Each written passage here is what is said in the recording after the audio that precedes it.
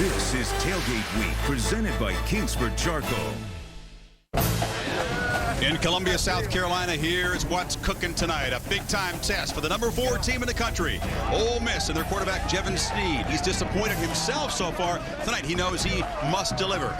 Steve Spurrier's Gamecocks have been through a couple of tough tests already, but this is a little bit of a new role for Houston Nutt's Rebels. Can they survive tonight as the hunted, not the hunter? The Gamecocks intent on protecting home turf as underdogs tonight.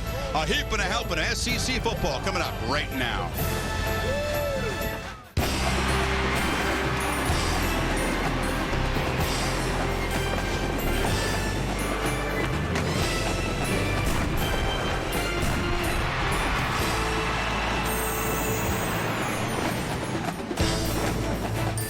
We welcome you to ESPN's College Football Primetime, presented by Applebee's on a steamy night in South Carolina. Williams-Brice Stadium ready to watch the Gamecocks take on the 4th-ranked Ole Miss Rebels. Ole Miss moving up to number 4 because some teams ahead of them lost, but it's a little bit of an unfamiliar position. The Rebels do roll in with an 8-game winning streak, 2nd longest in the country. Jevan Snead, a very hot NFL prospect as a junior quarterback. You got Dexter McCluster, the 5'9" weapon. He's the quarterback in the Wild Rebel. A talented team. They have the components, but they haven't yet come together on the young season. Tonight, they'll have to be at or near their best to survive the SEC opener, a road game against South Carolina. So there's mystery in the air, and that makes it a whole lot of fun. Welcome, Chris Fowler, Craig James, Jesse Palmer, Aaron Anders will join us. Yes, Ole Miss is number 4, their highest ranking since a guy named Manning was quarterback. Archie Manning. Back in 1970, but they've kind of inherited that ranking. Is this team for real? Are they as good as they think they are, as everybody thinks they are? We're going to begin to find out tonight. They're going to have to step up their play. The first couple of opponents, not really inspired, had some guys with the flu, had some excuses. Now they got to put together tonight. I really think Ole Miss has to be firing on all cylinders if they're going to get this win here tonight. They got to get going early on offense, and they haven't been able to do that so far this year because they've had a lot of inconsistent play from their quarterback in Jevan Snead, and that's surprising because there's been a lot of preseason Heisman talk surrounding him, a lot of NFL draft talk, and in Jevan Snead's defense, he hasn't had a great last couple of weeks. He missed about a week of practice with the flu. His grandfather passed away. Now, he said he's healthy and he's ready to go, but Houston Nutt has acknowledged that he needs to play within himself if they're going to get a win here tonight.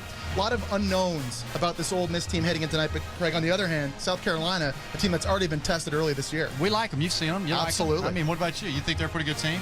They're pretty good, but Ole Miss needs to win this game if they're who they think they are. I'm just saying. South Carolina is a good football team if they put it all together. Eric Norwood on defense is a player that you have to be aware of. Every time we call one of his games, he has an interception for a touchdown. He recovers a fumble. He leads their team in the school in history sacks, 26. He's a great player. Offensively now, Stephen Garcia has to match Jevan Snead. No question about that. But here's a young man that in his first game this year threw 22 times in one ball game. They've since upped that pace. Last week he completed 74% of his attempts.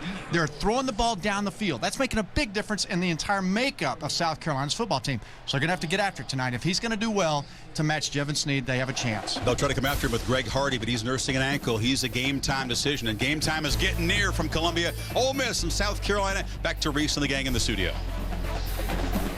All right.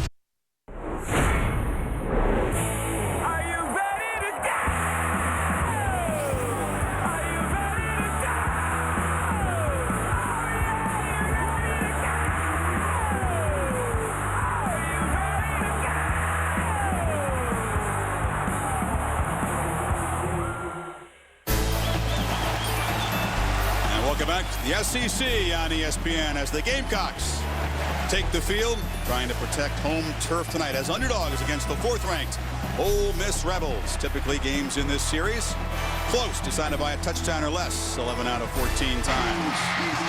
The Rebels must open the SEC campaign with a couple of road games, so this is their first real test of 2009. And the nation sort of looking in to see if this team is worthy of that ranking, if they are true contenders to win the SEC West and perhaps the BCS. Steve Spurrier been in this position many times. His team went to Oxford and knocked off the Rebels a week after Ole Miss had beaten Florida in the Swamp. And Spurrier, a very young team, but a good feeling about these Gamecocks. Aaron on the field with Houston Nutt. Thanks, Chris. Coach, in your team's first big test of the season, what's the #1 thing you need them to focus on tonight? Right now, this first 5 minutes, handle this wave of emotion, crowd noise. Jevan, just take care of the ball for us. Backs, take care of the ball. Defense, play hard. What about Jevan? What's most important for him to concentrate on? Just the main thing is to just take care of the ball. You don't have to force it. You don't have to be Superman every play. Take care of the ball for us. All right, Coach, thank you. Chris? Aaron, thanks so much. Houston is revved up. He's got to manage his adrenaline, Jesse, and so does his quarterback. That's been the problem for Snead. A little too much gas early on. Jevan Snead wears number 4 because he's a huge fan of Brett Favre. And Brett Favre early in his career would get very anxious early in games. He'd throw those hard laser balls that used to drive his old head coach, Mike Holmgren, absolutely crazy. I've played the position. I know you can get very pumped up in big atmospheres like this. Jevan Snead has to just relax, play within himself early. I tell you who you played for was Steve Spurrier. And Steve Spurrier is a guy who has to match the intensity and the focus and the strategy of Houston Nutt tonight. It's going to be a very emotional start to this game. Obviously, Ole Miss wants to come out showing who they are and what they're going to be. Cocky getting the home crowd revved up. It's a steamy night here in South Carolina. Both these teams played last Saturday. Depth could be a factor as we get into the third and fourth quarter. Fairly humid. But high 80s under the lights in Columbia as we're set to kick it off. South Carolina won the toss, and the ball coach said, we'll take it to start the game. Kicking off for the Rebels, the freshman, Andrew Ritter.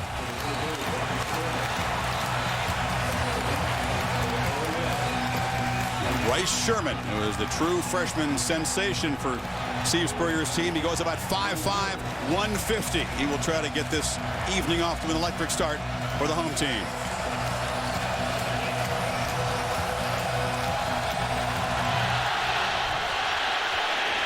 The little man will have a chance at the 6. Gets the corner. Bryce Sherman up near midfield, but a flag is down at the 30-yard line. So he shows you why they're excited. Not many people recruited this guy at 5'5", 150, but Sherman the Worm has been tough to tackle for the team and as a scout team back. Now we'll check the flag.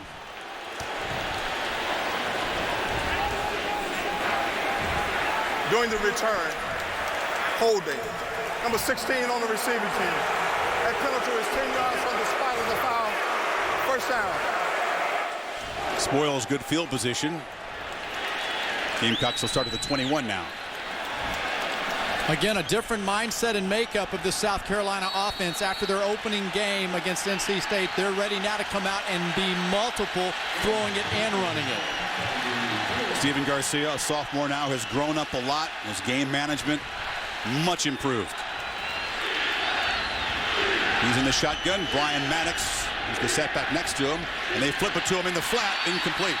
Close to being a lateral, but ruled incomplete as we check the impact players for South Carolina. Well, at 6'5", watch for South Carolina to take advantage of their big tight end, Wesley Saunders, against smaller linebackers over the middle of the field. Yeah, but Jesse, it's hard to focus on him because on the outside, he's got Torrey Gurley, 4 receptions, 100 yards last week. Very good down the field as well. And when Ole Miss gets the ball, keep an eye on Eric Norwood, 2-time All-SEC player. As Greg said in the open, always making big plays, and he lives for these big national TV games.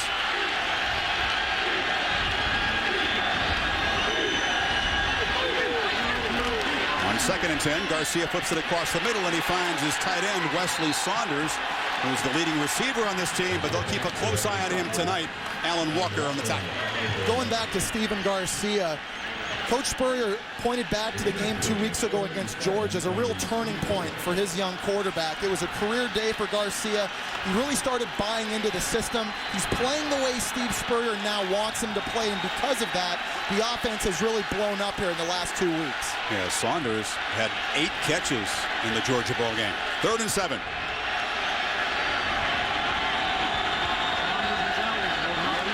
Little option look and a pitch on the edge. And cutting it back and taking a big hit short of the first down is Brian Maddox. Good job by Kendrick Lewis. The senior free safety met the physical Maddox short of the marker. All right, now you're going to see an option here. Watch, there's a linebacker on the inside. The safety is way over as well. So they've got the corner, Jesse. It's a great strategic call by South Carolina. And the safety, Kendrick Lewis, used to play wide receiver. He said the one thing he really had to work on was the physicality of the game and tackling. He showed a great job right there. He's made the switch. Marshay Green had all kinds of trouble. Southeast Louisiana game on Saturday. Actually fumbled 3 punts against a left-footed punter. They lost 2 of them. Extra practice this week for Marshay. And he takes the safe route and calls a fair catch at the 30-yard line. Amazing he kept his job after putting it on the ground 3 times. So now Jevan Snead will go out there, Jesse, and try to manage all that adrenaline that's going through his body right now. Well, and again, going back to what we talked about, Houston Nutt had made the mention. He's been pressing early in these last 2 games he plays. There is no question he has all the tools to excel at the next level in the National Football League. But for this game tonight, for his team to win, he has to take what the defense gives him and not try to be the hero tonight. And he should have a good running game, typical of Houston Nutt's teams. Brandon Bolden, the sophomore back who blew onto the scene as a freshman last year, has the first carry, but they string it out. Akeem August on the stop. Impact players for Ole Miss. Well, Dexter McCluster is a game breaker. You'll see him lined up at wide receiver as a running back, and you'll see him take direct snaps from the wild rebel formation. Yeah, multiple threats on this team. Brandon Bolden, I like his pad level, the way he runs the football, plus he can catch it out of the backfield. Shea Hodge, the SEC's active leader in catches, receiving yards, and touchdowns. On second down, play action to Bolden. Now they flip it to him out of the backfield. He breaks a couple of tackles and then is hammered by Matthews. Cliff Matthews lost his hat on the tackle, and a flag is down. The illegal block against Ole Miss.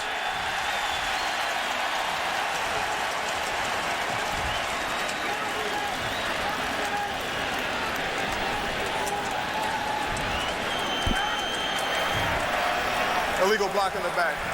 Number 75 on the offense. That penalty is 10 yards from the spot of the foul. Replay second down. And they got one of the 2 new starters up front, Rickshaw Johnson, the right guard. Even though there was a penalty on that play, Craig, you can see the offensive coordinator, Ken Austin, trying to get his quarterback into a rhythm, giving him an easy screen pass to get him comfortable and confident. Very good call. Good point. Only 8 penalties the first 2 games for Ole Miss. Haven't been a problem. That's a costly one. 2nd and 20. Snead wanted to go deep, tried to dump it to Bolden, but way off target. And the other thing that's obvious in this game early on is the speed of the defenses. Both defenses really putting pressure on the blockers, and the receivers, Jesse, doesn't look like they can shake loose there. Well, and Jevan Snead doesn't always look to be totally on the same page as his wide receivers and running backs, and I think a big reason why he missed that week of practice 2 weeks ago when he had the flu. He lost a lot of that practice time. Wait a minute. How can you not find your running back? It doesn't matter if you practice or not. He's right there. Against Southeast Louisiana, it looked the same way. It's not like he's 20 yards downfield. Big fella. You gotta find your running back when he's 5 yards away. Third down. Pressure. And hit in the backfield. Here's Mr. Primetime, Eric Norwood. He had shared the school record for sacks coming in with 26. Now he owns it himself. Eric Norwood is a guy that just lives in the backfield. He's got so much speed. There he is on the top of your screen, Jesse. You can't back up like that as a tackle. Last year, Ole Miss had Michael Oher on the left side of the line. He's with a first-round pick for the Ravens. Not there anymore. That left side of the line is the weak spot for this Ole Miss offensive line. Punting a problem last week. And a new punter, Tyler Campbell, is a true freshman, replacing Justin Sparks, who had a couple of short ones. How about this? The true freshman goes in there for his first boot. Hostile territory, deep in his own end of the SEC, and gets a good one away. August able to squirt into Ole Miss territory. Ball on the ground and a couple of flags down. Shows faith in the young guy. Tyler Campbell again.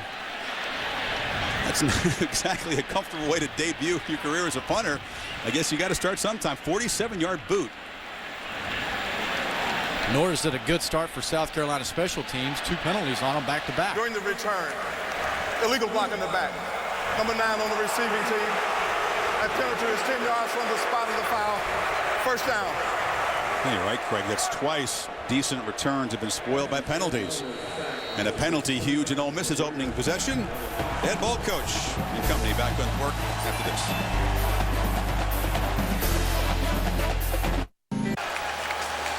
Last Thursday, we saw the U derail the Randall Wreck. Now a third straight tough conference game to open the season in Blacksburg. Saturday, 3:30 Eastern time. We'll talk much more about that game coming up. Possession 2 for the Gamecocks. And Jarvis Giles, the true freshman tailback, with those locks coming out of the back of the helmet there. A nice gain on first down before Johnny Brown brought him down. They're very excited about this new guy. Absolutely. He had a career day last week. He's only a freshman, so it's not there to get that career day, but 113 yards. He was the SEC Freshman of the Week for his performance against FAU. He's got a lot of shake and bake, Craig. Well, let me tell you this. If South Carolina's offensive line can, against 8-man front like that was right there, have that kind of success tonight, it's going to be a good night for South Carolina. Best way to tackle Giles is to grab onto that hair. He's going to have a lot of career days before his career is over at South Carolina. Big future.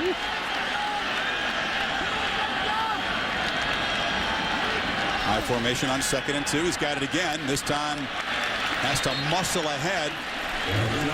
Mark Armour on the stop. It'll be 3rd and short.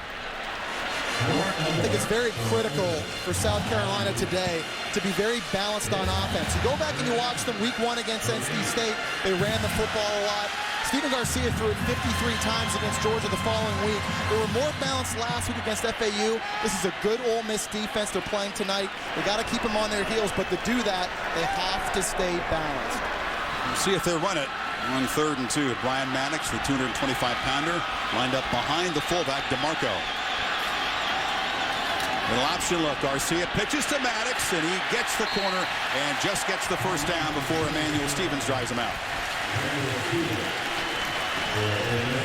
Steve Spurrier and the offense here tonight, they realize that the pressure's on them to perform, knowing that Jevan Snead has it there. But you know what, guys, we've been covering Spurrier for a long time. You played for him, Jesse. You could sense the emotional, the tug, his heart really into it right now. He's been re-energized this year, no question about it. But South Carolina's still proving they're trying to be legitimate in the conference. They run the option when you were there? Not with Maddox for a short game. Not with my athleticism. Wasn't the option when you were there, Jesse, the option of which one of you guys are going to get yanked? That's right, absolutely. But going back to Spurrier, it's interesting, you know, when he came to South Carolina, the expectations were to compete for SEC titles. They haven't been able to do that yet. And in order to do that, they need big wins on a consistent basis. They've had some big wins. 2005, they get their first win at Tennessee. They beat Florida for the first time since 1930 that year, but they need to do it consistently. This would be a landmark win tonight for sure, given their lack of success against the top 10. Garcia on a slant, broken up. Excellent defense. Getting a hand in there was Cassius Vaughn, the senior corner, defending on redshirt freshman Torrey Gurley. Torrey Gurley has all the talent in the world. He's a freshman. He's 6'5". He's big. He's strong. He can go up and catch the football. But at times he breaks your heart because there's no consistency that we've seen so far this year. And you know, you see it every once in a while. He'll put his foot in the ground and he'll come inside, and with that big 6'5" body, eventually he's going to realize, I can shield you off, little man. You can't come touch me. It's my ball. 3rd and 10.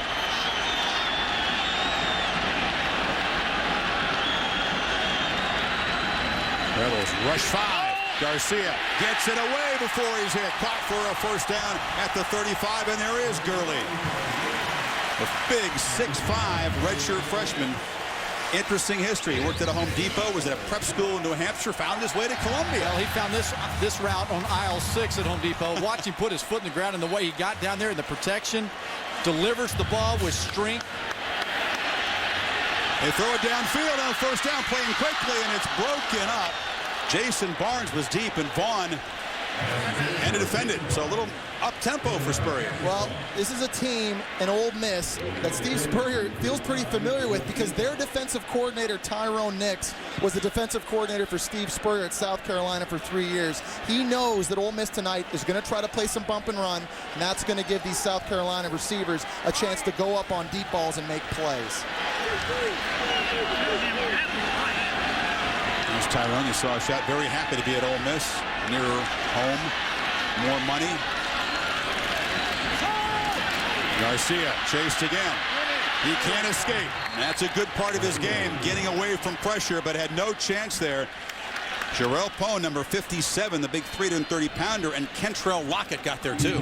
You know, one thing about the up-tempo and looking at this football game is that we've seen South Carolina play a couple of 60-minute games. We haven't seen Ole Miss do that. So if you're South Carolina, it makes sense. You know, let's put the pressure on them, see if they have the conditioning level ready for a game like that. We felt like the pass rush for both teams, a little bit of an edge against the opposing offensive line, and we've seen that so far.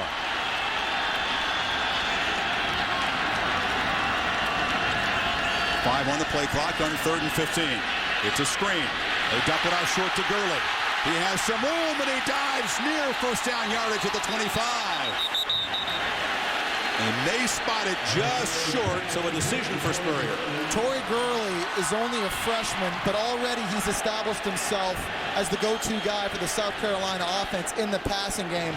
Great call by Steve Spurrier Jr. here, anticipating the blitz, throwing that jailbreak screen.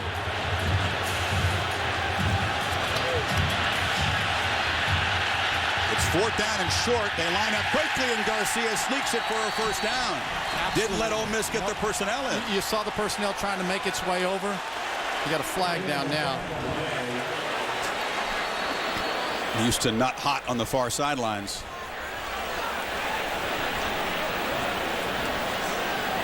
Ole Miss signaling it's against the Gamecocks.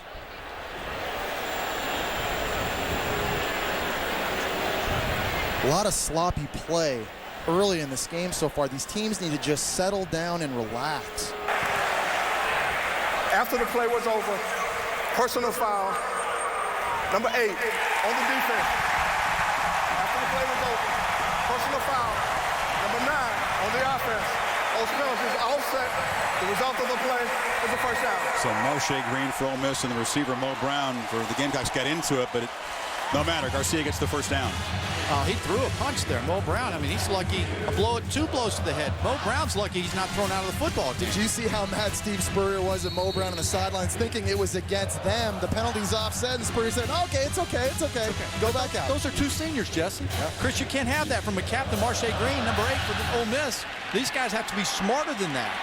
Yeah, Brown wants to be kind of the senior statement, the veteran of the receiving corps.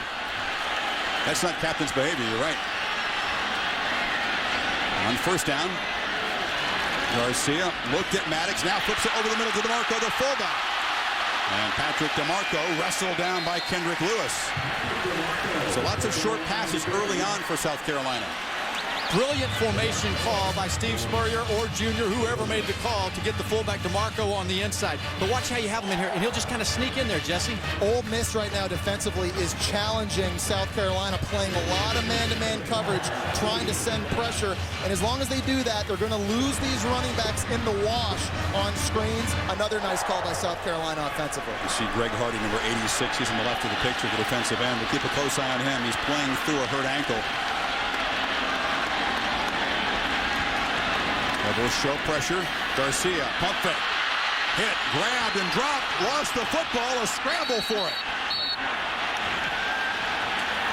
Ole Miss has it. Emmanuel Stevens forced it, and Ted Laurent recovered it. The big fella's getting in there on Garcia. A crucial turnover, and South Carolina's drive is spoiled.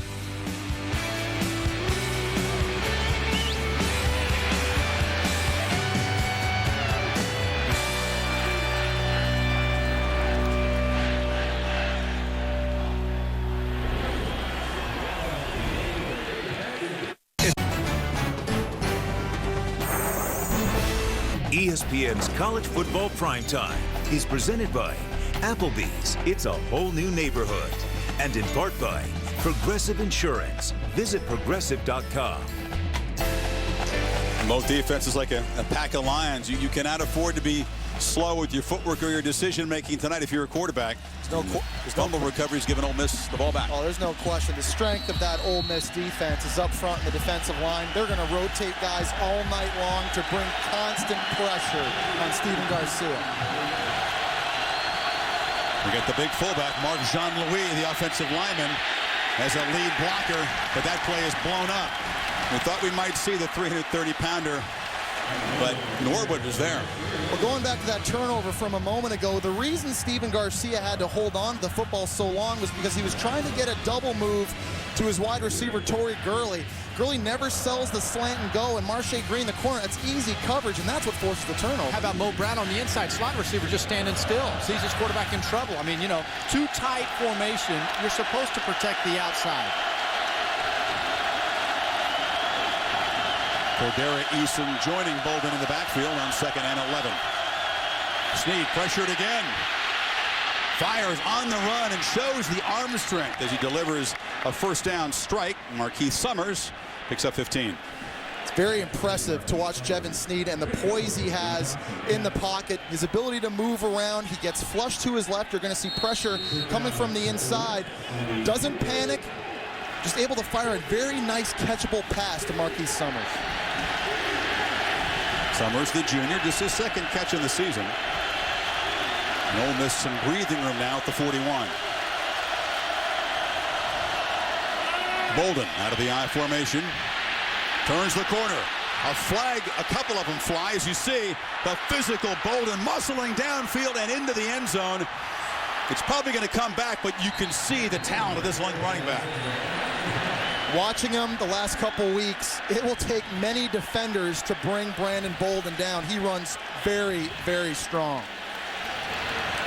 All for naught. He had a touchdown run against Southeastern Louisiana, just stiff-armed a guy. Holding on the offense. Number 3. That penalty is 10 yards from the spot of the foul. Replay first down. Well, South Carolina couldn't bring him down, but Hodge did, right, Chris? You know, that's the one guy you see him down here, bottom of the screen, 3. Once that defender tries to get away from you, and he can't get away from you, and you see the jersey coming away from you, it's holding. This offense has struggled to get off to fast starts this season. They cannot afford these types of penalties when they have opportunities to score points tonight. 59-yard run, wiped out. Ole Miss has been slow starting on offense, though, as Jesse detailed. Cordera Eason, and the veteran of this running back stable, muscles ahead for some tough yards. Chris Culliver, August combined. Ole Miss has a stable of running backs that all basically look the same. They're big physical guys around 6 feet, 225 pounds. Craig, they're going to try to wear this defense out tonight. And you know what, Jesse, being physical like they are, I think they'll have more success going downhill between the tackles than on the outside. You know what, South Carolina's defense is fast as well. I'd let Bolden get a breather and put him back in there. You saw how good he can be. They hand it back to Eason. Eason diving for a first down across midfield, just jumped right over Darian Stewart. That's what competition does for your football team. When you have a number 2 back sitting on the sideline like Eason, and he sees his partner in front of him, Bolden, get off, and you finally get a chance to get in the game, you give great effort. You want to stay out there. And these guys are unselfish, too. They understand that the fresh legs need to be out on the field to give this team the best chance. We're going to see some Enrique Davis, a sophomore running back, also tonight work his way in that rotation. How about that dive, tuck the shoulder? That was strong form. Here's a first down handoff. It's Bolden back in there, and he muscles for about 4.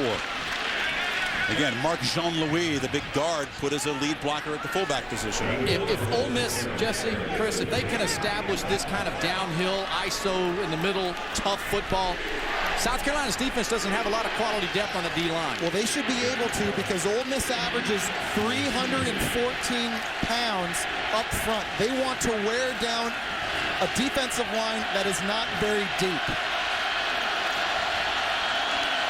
Here's Dexter McCluster, the first look at the Wild Rebel. McCluster hands it off. Bolden muscles ahead. Tough to bring him down. He has a first down. So the first look at the formation that Danny Nutt first came up with when the Nutt guys were coaching at Arkansas.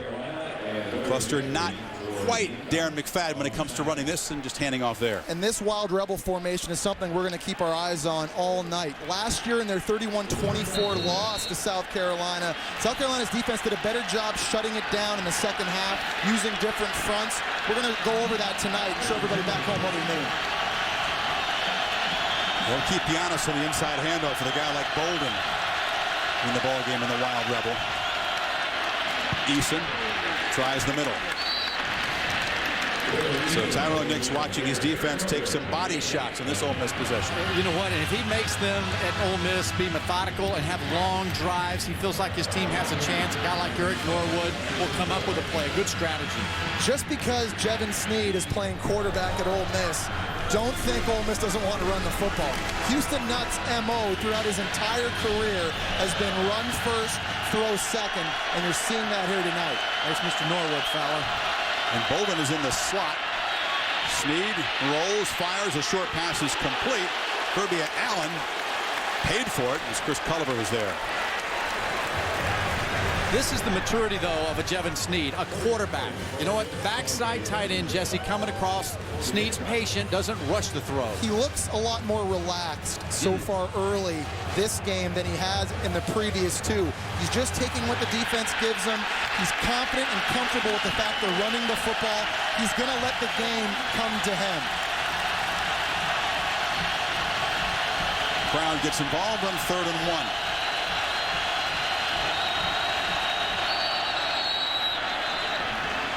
And a timeout taken by the Gamecocks. Timeout. Well, tempers flaring on the field. Minute 22 in the first quarter, scoreless. We'll take a break.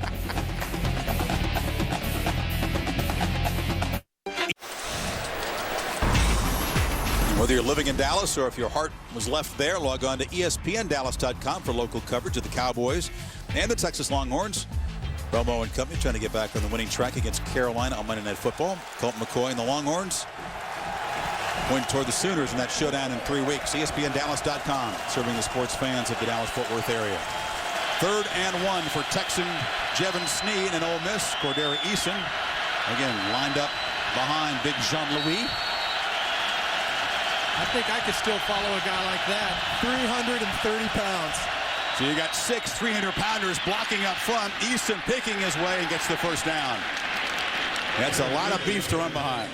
Let's see what he did. Let's go ahead and give the big fella some love. I mean, if you're going to get back there, what I like, Jesse, was when he cut back to the running lane. A fullback has to be like a ball carrier. Well, there's a reason he is back there. He has athleticism. You see he's able to stay on his feet, skip a defender, and then lower the shoulder. Coach Nutt said he loves contact. Andy Hartman, the regular fullback, has a sprained knee, is going to miss a couple of weeks. That's why they're using this wrinkle. This is Bolden.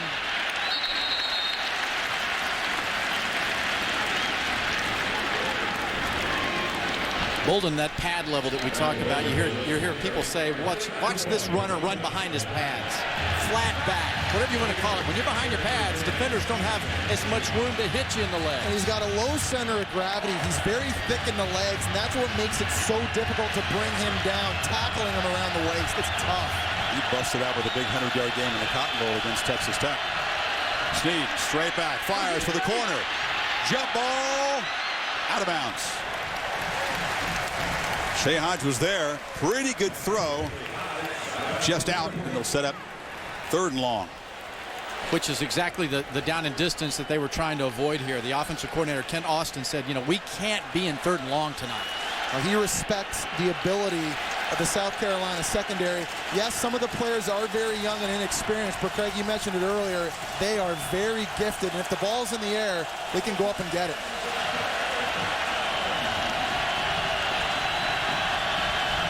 McCluster in the slot to the right of Snead. Bolden and Eason in the game. They only rush 4. Over the middle, a dangerous throw, broken up and almost intercepted. Shaq Wilson, the linebacker, dropped into coverage. Not a smart throw. Well, and it really starts with the protection. Eric Norwood on the last 3rd and long had a sack, right? So now you've got an Ole Miss team that kept a back in the backfield to help on the left side. So you've got one less receiver downfield making up for Eric Norwood. Joshua Shene, a reliable kicker inside 40 yards, but beyond 40 in his career, just 6 of 13. He is 2 for 2 this season. This is from 42.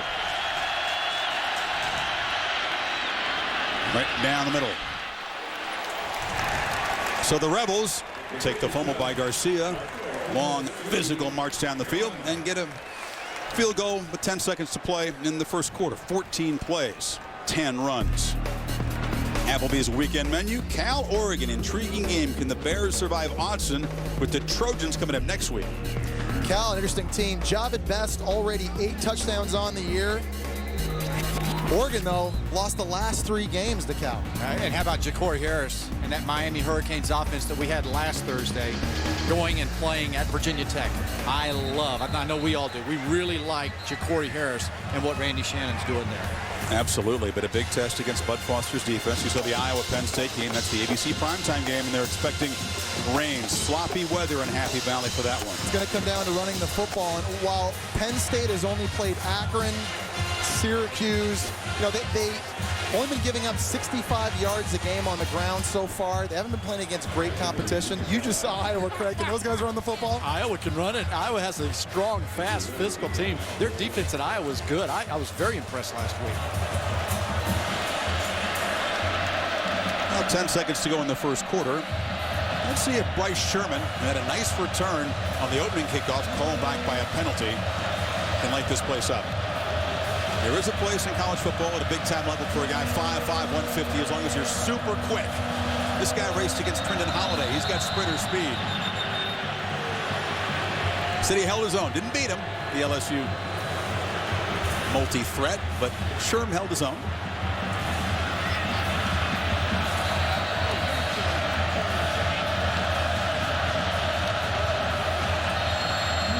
Ritter to kick it off. We're having trouble getting the ball on the tee tonight. It's like a 2-mile-per-hour wind. I don't know what's going on out there.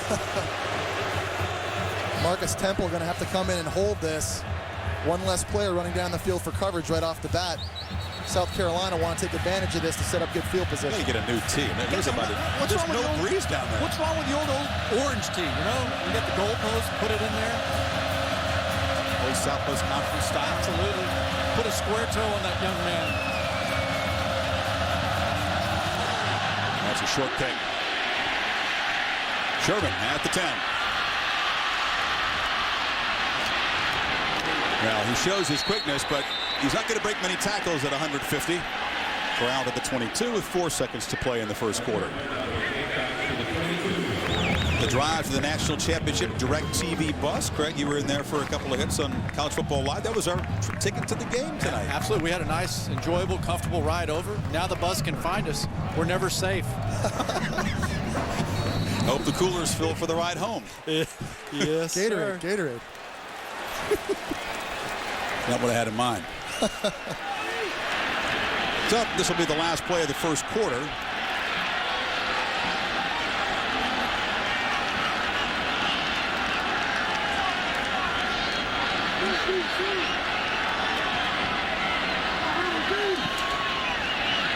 Garcia.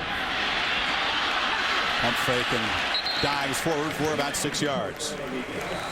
So a turnover undoes a Gamecock drive, and Ole Miss leads 3-zip after 1.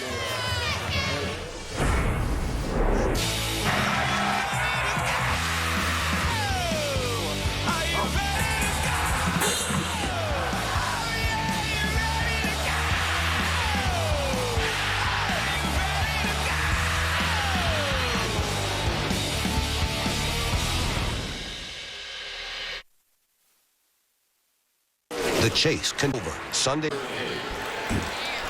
Set for the second quarter here in Columbia. Ole Miss still has not allowed a point in 3 games so far in first quarters.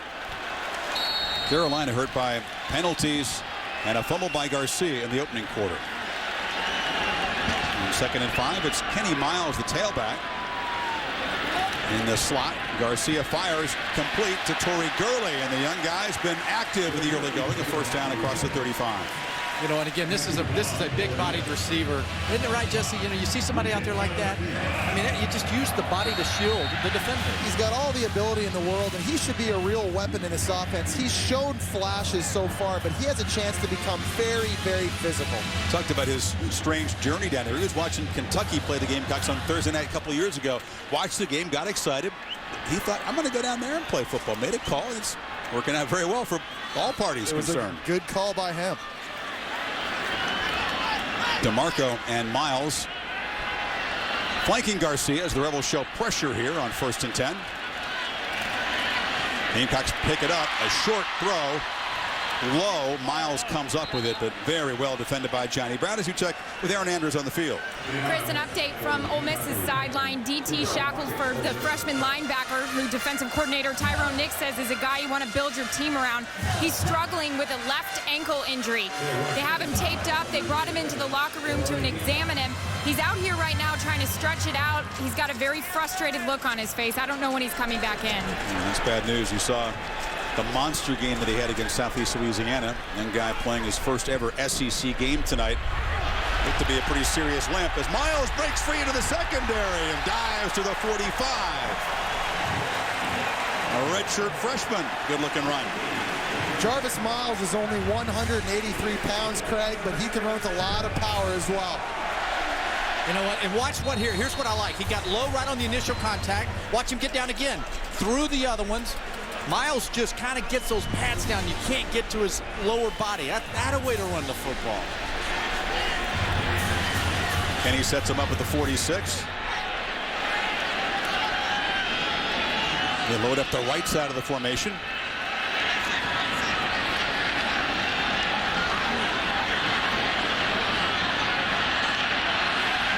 And a snap off Garcia's hands and a whistle. There's a lot going on there. Crazy formation, some shifting. That's that formation. Remember the fullback had the screen earlier in the last drive? Lucky break for South Carolina, that getting blown dead. Before the snap, false start. Number 74 on the offense. That penalty is 10 yards from the previous spot. Still second down. Heath Bachelor, the guard. But it was a break, you're right. Well, this is, again, a very talented, very gifted Ole Miss defense. And if South Carolina is going to score points, they cannot go backward. They need to limit the penalties. So it's 1st and 15. Garcia fires low on the far side. Catch is made for a short gain by Jason Barnes. You know, in pregame, Jesse, we were down there talking with Houston Nutt about his defense, and we asked him, how good is this defense? And he's, hey, it's better than I think last year. Especially we had Hardy out there. Well, the defensive line was the strength of the unit last year. Even though Pariah Jerry was drafted in the first round of the Atlanta Falcons, I would argue this unit is still the strength. They had 7 guys back. They're rotating. They are a nasty bunch of guys that can get out. Their pass defense was brutal last year. Yeah. Brutal. They're much improved, they think, in that department. Among the worst in the SEC in all the key pass defense categories. Garcia finds downfield, and it's caught by Gurley. Oh, what a throw at the 20. Over the head of Marshay Green. Here's a great example of Stephen Garcia playing the way Steve Spurrier wants him to play. He's going to play in rhythm, not eyeball his target. He throws it on time and allows his big body receiver to make a play. And that's how they want Gurley to play. Be where the ball is supposed to be. Know where your body is. Get your body right. Get ready to catch the football. That was 6'5" over 5'9".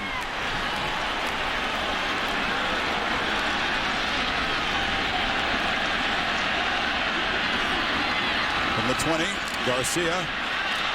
Planned run, but put that one in the back of the playbook as he's hampered for a loss. Sometimes they don't work, right? It's a Stephen Jr. call there. There's no denying Stephen Garcia has a lot of physical ability, and Coach Spurriers want him to run the football, but very active up front in this Ole Miss D-line. You might want to just trash that. There's a lot of penetration to be doing that stuff. They lose 3.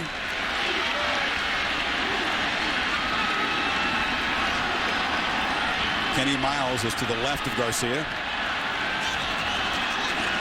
It's Wesley Saunders, the tight end, flexed to the left of the formation. Garcia flushed, has room, has a man deep, drops it off short, and it's broken up. He had a couple of different options on that play, but he tried to get it to Barnes, and Johnny Brown broke it up. Here's an example where Stephen Garcia actually misses 2 different receivers on this play. At the top of your screen, you're going to see Jason Barnes open in the zone. Garcia holds it and gets flushed, and now Mo Brown's running the wheel route. Nice job by his receiver to try to buy time. Jesse, that's one of those where you're like, okay, now what didn't the quarterback see there? That's an armchair guy. He should have thrown the ball. You get 2 minuses for that play because you missed 2 different guys. And he probably could have run for about 7, 8, 9 yards. 3 minuses, Chris. 3rd and 13. Garcia gets away from the corner blitz. Fires short again, incomplete, and a flag is down. Johnny Brown came right through the back of Mo Brown and drew the yellow hanky. Well, he gets 2 of those demerits back because he made a miss in the pocket. And because he made a miss, he got to the corner and allowed himself a chance to throw the ball down the field, which resulted in a penalty. But Kentrell Lockett had a beat on him. Defense, number 20. The ball will be placed at the spot of the foul. A penalty carries an automatic first down. We asked Steve Spurrier the first thing he liked about Stephen Garcia, and the first thing out of his mouth was escapability. This is what he can do, and you see what he's doing this year? A better job of throwing downfield, keeping his eyes downfield, and he gets blown up. What's the Kentrell Lockett? Did he lead with his helmet? I couldn't tell on that. He'll take the completion, though. Maddox in the game. First down from the 13. Maddox has it. Cuts it back. Lowers the head. Down to the 6.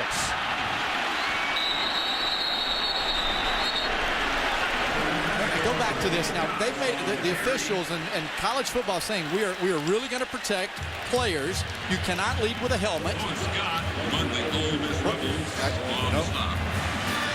Certainly looked like he ducked the head and was trying to use the crown of his helmet. The question was, did he hit him in the face mask? Did he hit him in the chest?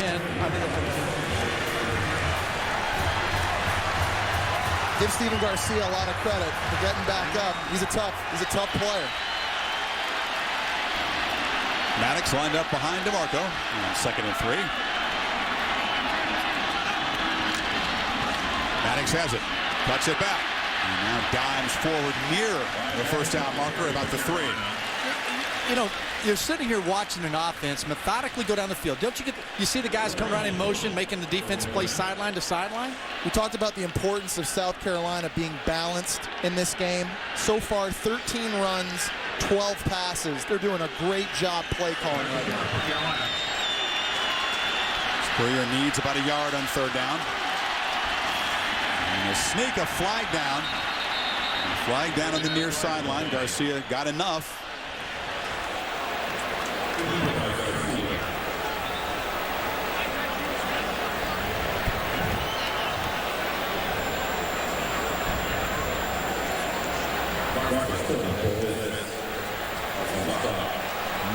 Houston Nutt says it's on them.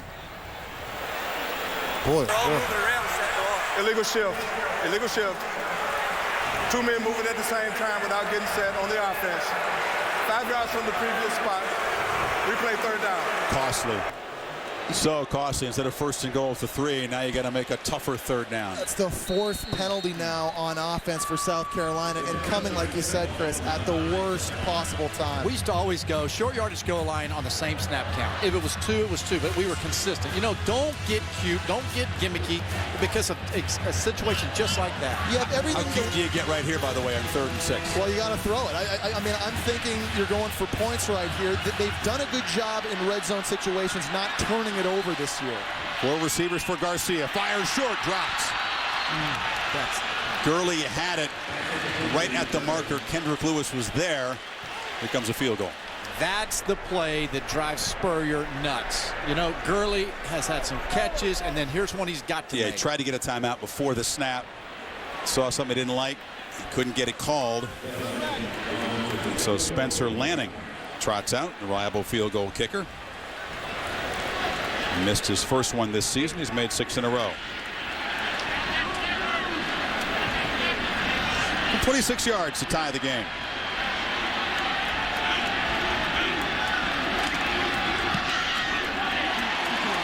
So both teams generate a field goal. Both of them feel it should have been more, especially South Carolina. That's a win for Houston Nutt's team, as the penalty once again hurts the Gamecocks.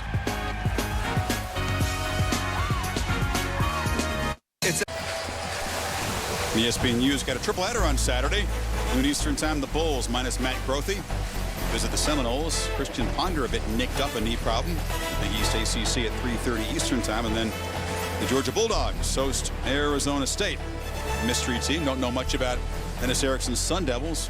lightweight competition so far. They'll have their hands full between the edges there. Yeah, the U getting after it coming up Saturday. Joe Cox doing a pretty good job for them Georgia Dogs. Kickoff coming up, South Carolina. 8-minute drive for a field goal after Ole Miss used 6:18 to get 3 points. Adam Yates to boot it away. He's been having a hard time getting near the end zone, so this should be a return. Angle to Bolden. Bolden muscles out across the 35-yard line. He'll take over at the 33 or so. Let's go back to Reese Davis. All right, Chris, time for SportsCenter right now. At the Tour Championship, Tiger Woods trails Sean O'Haire by 1 stroke, and he only has himself to blame. Tiger gave O'Haire some putting tips that seemed to help the leader after the first round of the Tour Championship. And Wayne Gretzky done as coach of the Phoenix Coyotes. Dave Tippett, the replacement Coyotes, all kinds of financial problems. SportsCenter after the game with more on these stories. You can stay current with ESPN News. Okay, Reese Snead, a play-action fake on first down. Fires near side. It's caught by Lionel Bro, who's forced out near the marker at the 42 by Alonzo Winfield. We talked to Ellis Johnson, the defensive play caller for South Carolina, and he said a key for them was to control the explosive plays from Ole Miss early in this game. He said that in the last 2 weeks, in the first 2 series that have a bunch of 15-plus plays, and really right now, I think they've done a good job, Craig. But you know what? This is also a game that as we went to this break, you can almost feel an explosive play coming. One of these 2 teams, both defenses better stay alert and on their toes. This is Rodney Scott. They've got lots of backs here at Ole Miss. He gets his chance, but he's hammered for a loss. Good to have Lonnie Ajibo healthy. Scott lost a couple, a little set up third down. You know, in our meetings with these coaches, Houston Nutt, he's known to be methodical, right? Lull you to sleep. And then, boom, here comes a reverse, some kind of play out of his playbook that the coordinator hadn't seen. This is an important conversion if Ole Miss's tired defense wants to stay on the sidelines for a while longer. Eason behind the fullback Derek Davis. Snead to throw, high, incomplete. When he misses, it's usually high. He's trying to get it to McCluster. And after getting about 9.5 yards on first down, it's a 3-and-out. That's what I'm talking about. You know, watching the last couple weeks and watching Jevan Snead, the accuracy just hasn't been there either. He fell back, Jesse. When he threw, he did not deliver forward to his receiver. You know, just not good mechanics. They're showing like they're going to go for it here. Billy Tapp lined up under the quarterback. Now he's the protector, and they'll punt it. Gamecocks weren't buying that for a second. Tyler Campbell, pretty good kick, fair catch made at the 16-yard line by August. So Gamecock defense does its job. Snead, a frustrating first half so far.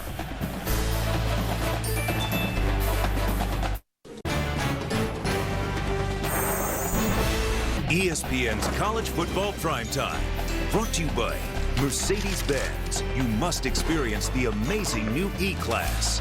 And New York Life, the company you keep.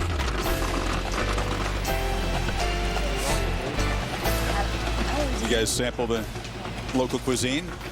We had lunch for 3 for $17 here in Columbia yesterday. I don't know about Dallas. We just can't get that in New York. Well, no, all I noticed was that you were quick jumping to the line offer to pay for it. I got this one, guys. Yeah, let me take this one. First and 10. Deon LeCorn went in motion. And Garcia hands it off to DiMarco, the fullback, a short gain. Aaron Andrews has some information from the sidelines. Well, Stephen Garcia, you guys have mentioned how he's been thrown around left and right out there. Training staff was working on his lower left rib cage. They said he's got a contusion on the left side of that rib cage there. They put some extra padding, had him take some aspirin, had him throw the ball around. He looks to be okay, guys. He's got to be okay, Aaron. He has to be. Late word that Reed McCollum, their normal backup, may be unavailable tonight. And Zach Brandeis, younger brother of the former Gator quarterback Noah Brandeis, who's never taken a snap, he would be forced in if something happened to Garcia. There's a low throw, incomplete. Try to get it to Saunders. You know, Wesley Saunders had 8 catches against Georgia in the big offensive night that really their coming out party. He's a huge asset for this team, but sometimes, Jesse, they say that he doesn't get involved early and his mind wanders. Well, you got to stay in this game plan if you're going to do well tonight. I'll tell you what, Stephen Garcia hasn't been the most accurate quarterback so far tonight, but these receivers have to start helping him out when he's not throwing the ball right on their numbers. You see the grimace from Garcia after that throw. He's looking down at his knee.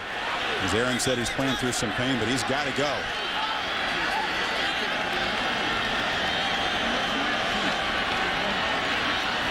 Need 9 on 3rd down. Rebels bring some pressure. Garcia, another low throw. Greg Hardy, who's playing on a bad wheel himself, got in there, pressured, and you can see Garcia's in pain. You know what? He's in pain, and they brought pressure, and if Ole Miss senses it, they're going to bring even more pressure. Stephen Garcia is really just going to have to tough this up. He's getting looks defensively. He's upset with himself right now because he knew he had a big opportunity down the field. Greg Hardy, though, just applying too much pressure. Garcia's missed his last 4.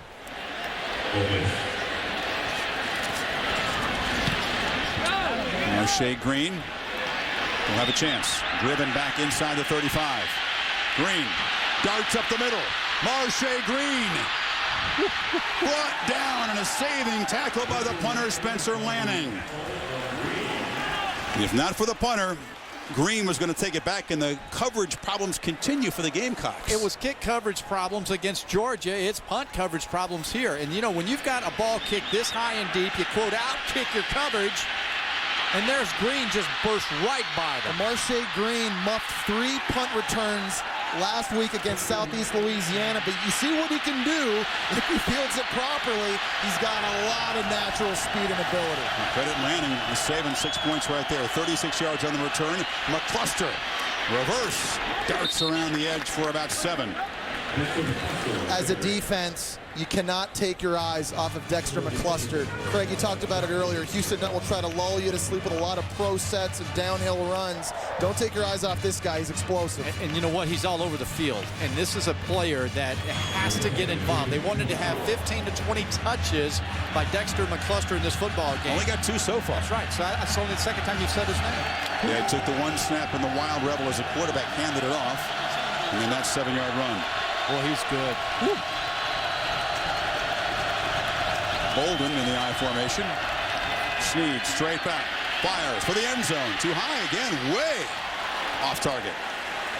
There just wasn't anywhere to throw the football on this play, and he has his true freshman receiver, Pat Patterson, running down the sideline. Would have had to do a steeplechase over the hedge to get him a chance at that. In double coverage, that's a throw that Jevan Snead just doesn't have to make. He needs to check this football down because Brett Favre can't complete that throw. But I understand the call, right? Because you've got 2nd and short. You know, you can burn a play. If you get a big one, home run, do it. If not, throw it to the hedges, to Fowler's hedges.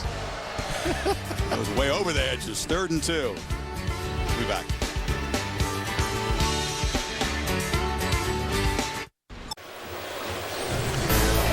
You guys realize this is tailgate week, presented by Kingsford Charcoal. I'll take a medium rare.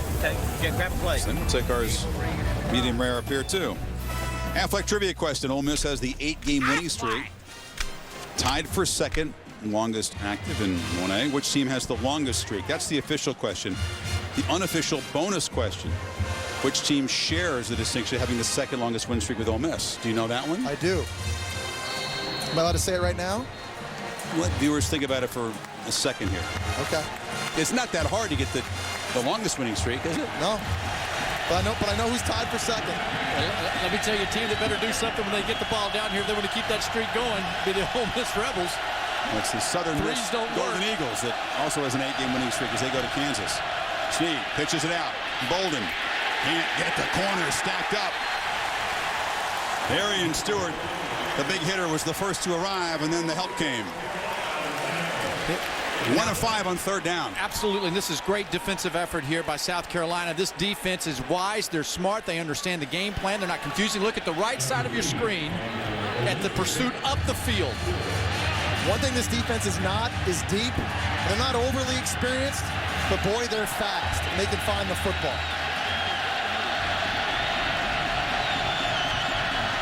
So Josh Shene, who was good from 42 earlier, Tries from the same distance on the right hash mark. It's a fake. And diving near the marker, but not quite getting it, is Derek Davis. They snapped it to him. Gamecocks weren't fooled. Got close, but didn't get it. Houston Nutt, trickeration. Give Shane Beamer, the new special teams coach for South Carolina, lots of credit. His team staying alert. Guys able to make a play barely in front of the line. The turf monster got him. And that's what Houston Nutt's saying, oh my goodness, we had the play on, we had it blocked, we had the first down. Now, Gus was right there. He might have grabbed his foot. Yeah, maybe. Got to pick your feet up going through the tires.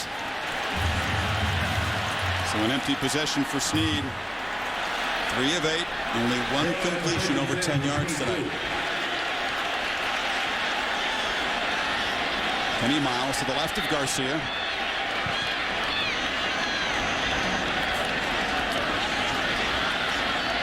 There's a nice completion over the middle and a big hit about the 34-yard line.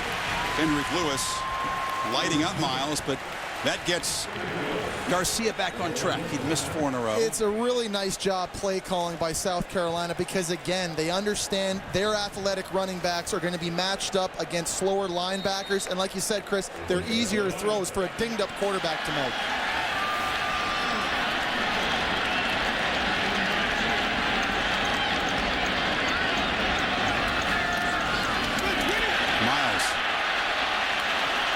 Nice first down gain, picks up about 8. You know Spurrier wants to go downfield, Jesse. You know his instincts, but he's having to be so patient tonight. And especially with a dinged-up quarterback. If you can come in with an 8-man defensive front and pick up 9 yards on first down, you keep doing it until they stop you.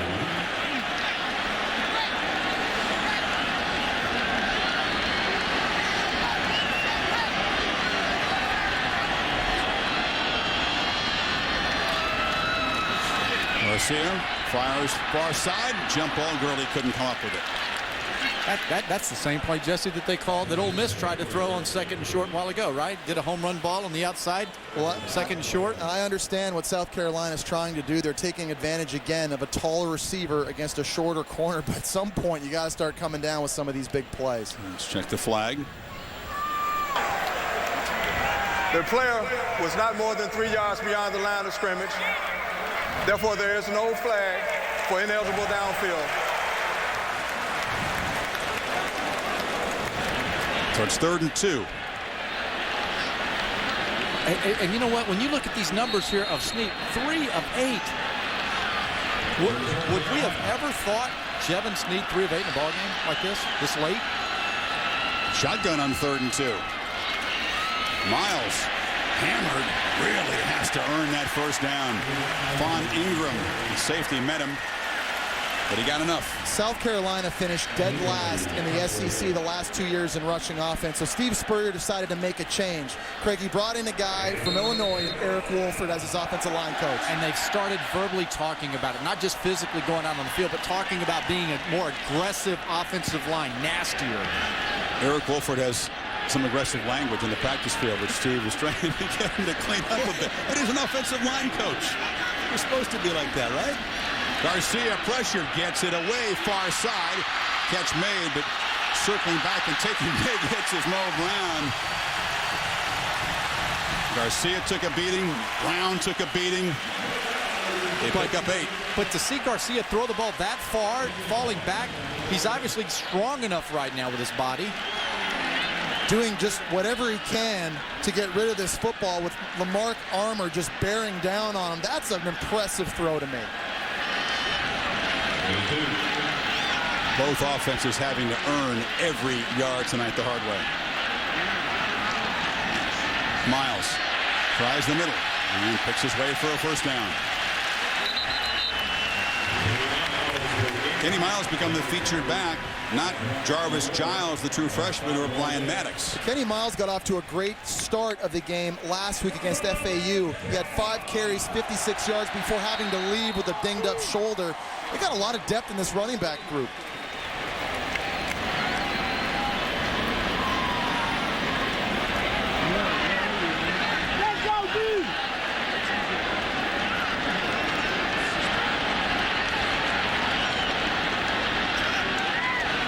Play action on first down. Garcia takes his shot downfield. Looks for Alshon Jeffrey. The talented true freshman was interfered with.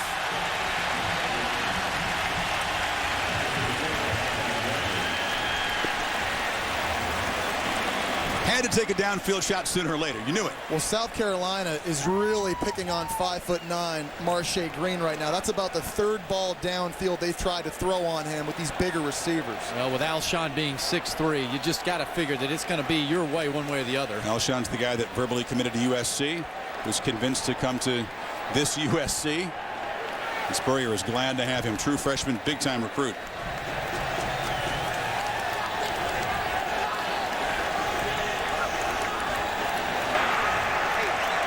There were 2 fouls on the play.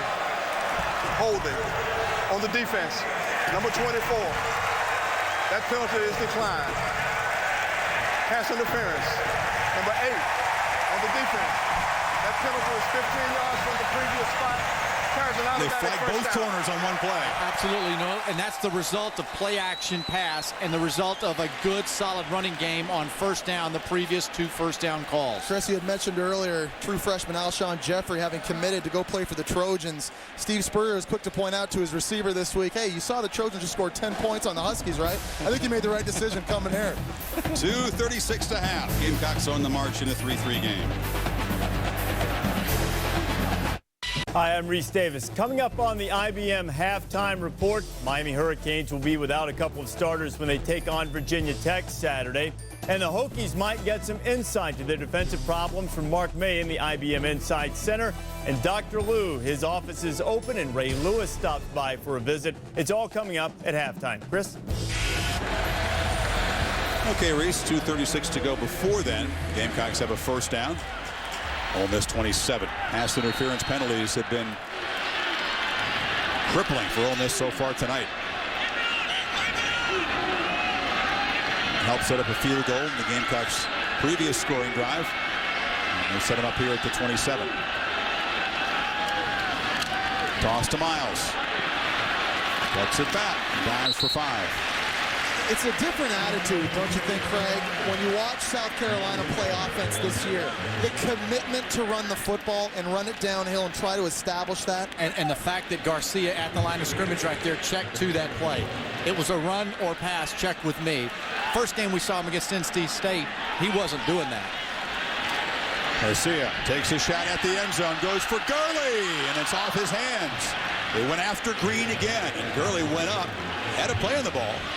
That's just, you know, it really is going to take time for Gurley to understand how to get his body right to fight for a ball. Well, Randy Moss and the best in the world at doing this just have a knack for being able to go up and high point the football and get Marshay Green. He's battling. He's doing the best he can, and at 5'9", actually gets that right hand to swat that football away. Very nice play. Green limps off.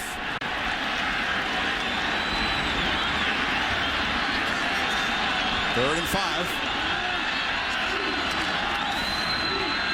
Garcia chase, flips it in the flat to DiMarco, and the fullback has some room, barreling for a first and goal.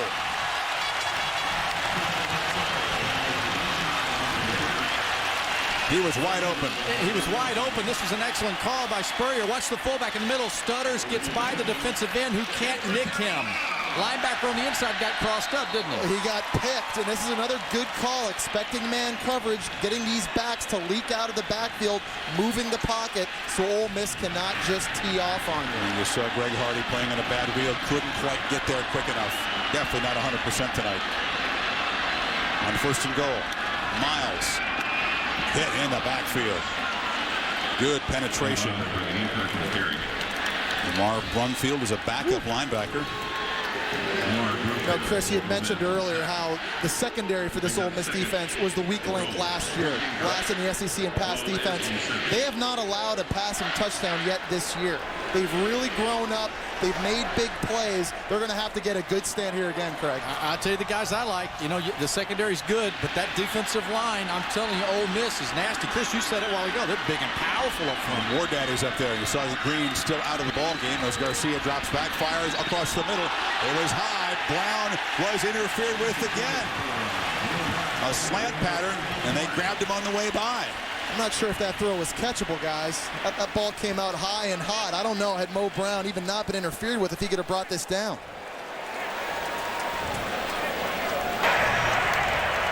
Pass interference. Number 7 on the defense. The ball will be placed at the 2-yard line and an automatic first down. And we're sitting here, and you know, you and I are both leaning back, and Garcia throwing off that back foot, falling away from the receiver. He's been so used tonight to having pressure in his face. As a quarterback, sometimes you just get used to leaning back, but when the pressure's not there, you have to step into the throw. Twin tight ends on first and goal. Miles again hammered, and another flag is down. Jeremy McGee, the backup corner with Green out, made the tackle. Both sides just really hurt themselves with flags tonight. This one's going to set the Gamecocks back. Again, they get down inside the 5 and a penalty. Second time. Holding on the offense, number 57. That penalty is 10 yards from the previous spot. Replay first down. Hey, you know what? What you call them, war daddies on the inside? Oh, yeah. Big Poe, 57, 6'2", 330 pounds, down from 380. He's mugging the inside of that O-line. He's kind of a poor man's Terrence Cody. No longer as big as Matt Cody is over at Alabama, but he is a run stopper who can also get in the backfield and create a sack. So first and goal. Ball now back at the 12. Garcia looks flat, fires back over the middle. Gurley is the man.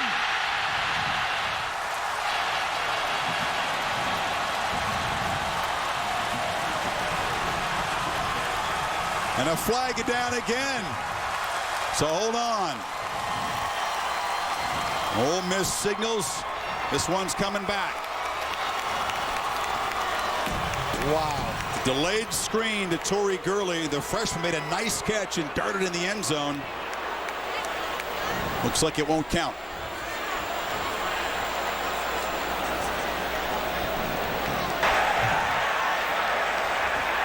Having ineligible downfield. Number 72 on the offense. That penalty is 5 yards from the previous spot. Replay second down. So each team's had a touchdown nullified. They got Quentin Richardson, the right tackle. Well, the right tackle, Quentin Richardson, was further than 3 yards downfield, which is why that got called. How about this, guys? Torrey Gurley has now had 4 touchdowns called back this season. Right side. Poe, big 57, again wreaking havoc. I don't see it. They got the wrong guy. They for sure got the wrong guy. He was not downfield. No question. The play happened so quickly. That's surprising that anybody could be downfield, but it wasn't 72. Definitely not. He was in the backfield. Torrey Gurley cannot believe his luck. That's the 4th time this year he's had a touchdown called back because of a penalty. Going to have to get some clarification. It definitely wasn't the right tackle for the Gamecocks. 25 seconds before halftime.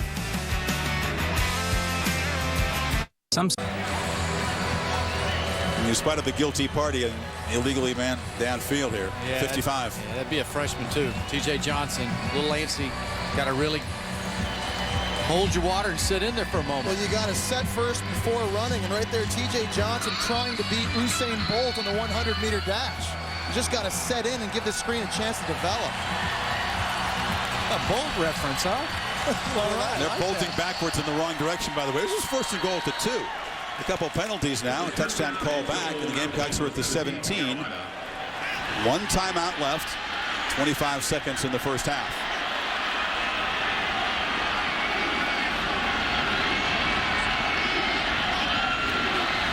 Garcia drops back, gets flushed. Buying time, fires across the middle, it's dropped. Oh, Brian Maddox out of the backfield was wide open at the 5. Boy, they're just sometimes as a receiver, you know you've got a big play and your head turns up the field and you don't catch the ball before you run. Well, Stephen Garcia again had a guy in the corner, decides to get flushed, and he really does such a nice job selling this. Made it look like he was going to run downfield before turning his shoulders. A big play opportunity missed, and Stephen Garcia knows it. Chris, how many times have you said Dexter McCluster's name? It's a couple times. The longer he stays on the sideline, the less chance Ole Miss has a chance of scoring. So the drives are working in some sense. Second and goal. 17 seconds left. Garcia flips it short again. Maddox tries to redeem himself. Lowers his head inside the 5. Cassie Vaughn met him. Clock running. Didn't get the first down, so Spurrier will have to spend his final timeout. But some clock ran off there. It's bad clock management. They need to burn that with 8 seconds to go to give themselves an opportunity to take one more shot before kicking the field goal. They might not have a chance now. Their only choice may be to kick a field goal. You don't dare gamble, do you, with 4 seconds? No. Take the lead, go into the tunnel. Absolutely. Here's our Aflac trivia question answer. Ole Miss, 8-game winning streak, as do the Golden Eagles of Southern Mississippi. But, of course, the Mighty Gators have not lost since Houston Nutt's team went to the Swamp and beat them last year. Does Florida have to show up this year? Everybody is assuming that they're going to win every game. It's just it's a layup. Who's assuming that? I don't know. All the pundits. Nothing is a foregone conclusion in the SEC. That's what Urban Meyer's telling them. Houston Nutt beaten the eventual national champion each of the last 2 seasons. Beat LSU a couple of years ago. Gators last year. Don't know that any coach has ever done that. How about Jevan Snead? Who'd have ever thought that his numbers would be where they are?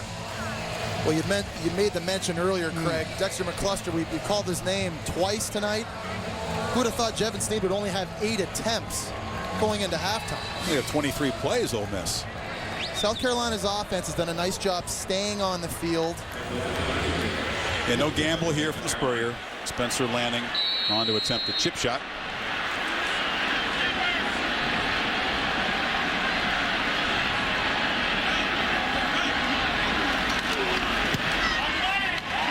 Two long drives for South Carolina produce a couple of field goals.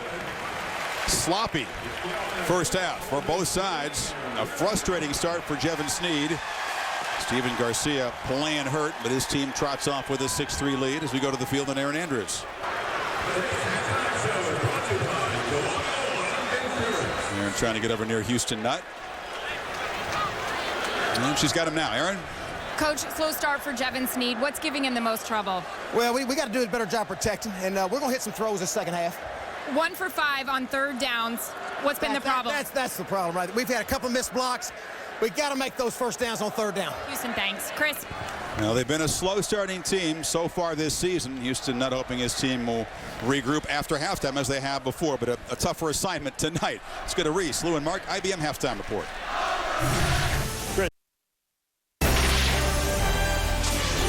This is Tailgate Week, presented by Kingsford Charcoal.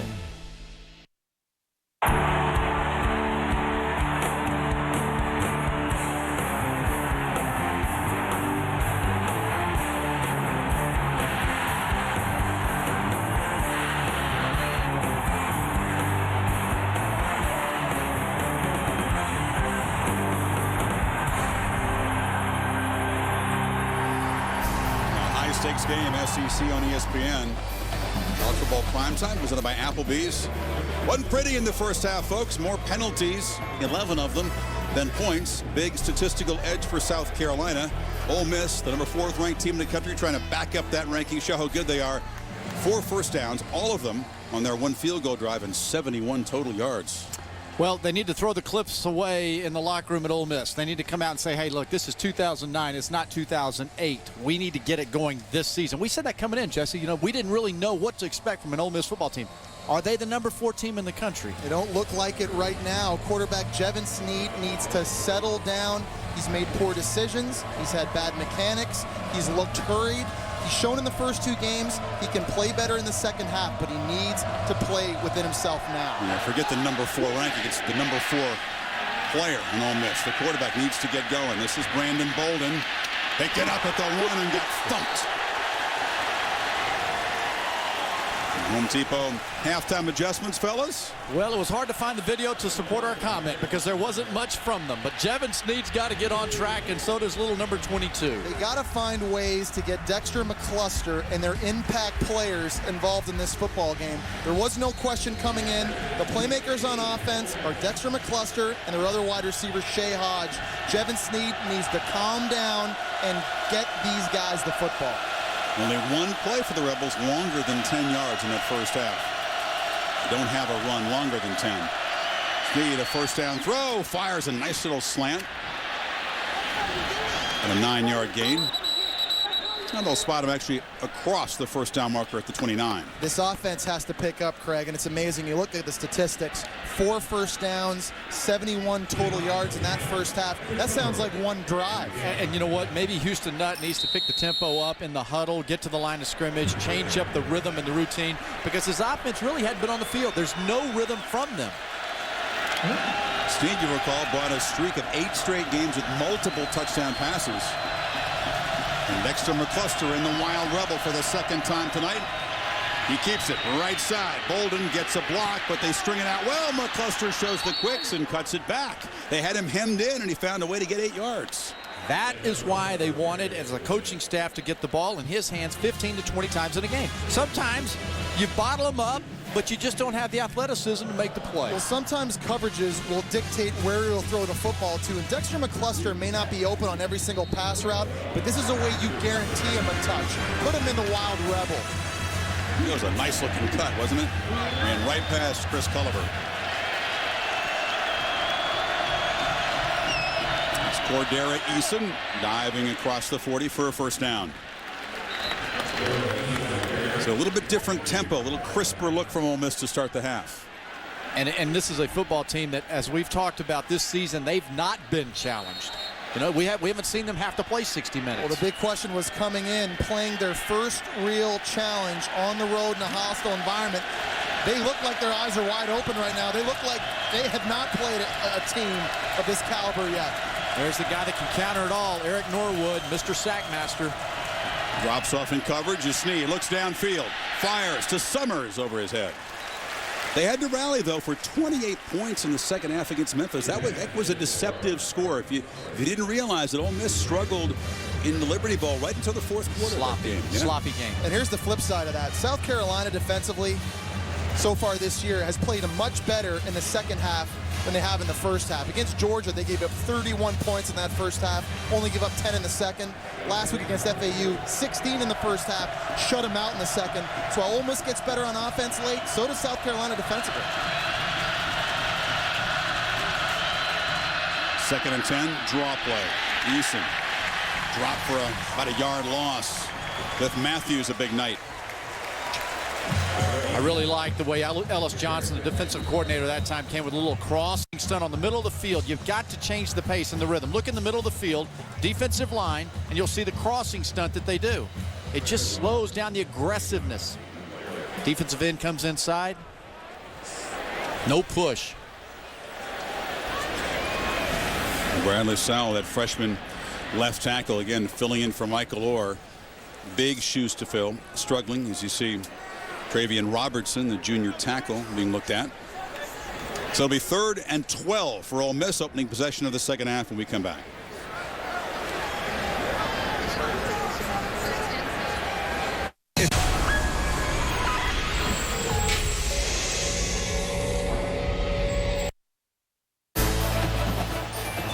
The SEC on ESPN, as you see Travian Robinson being looked at by the training staff on the sidelines.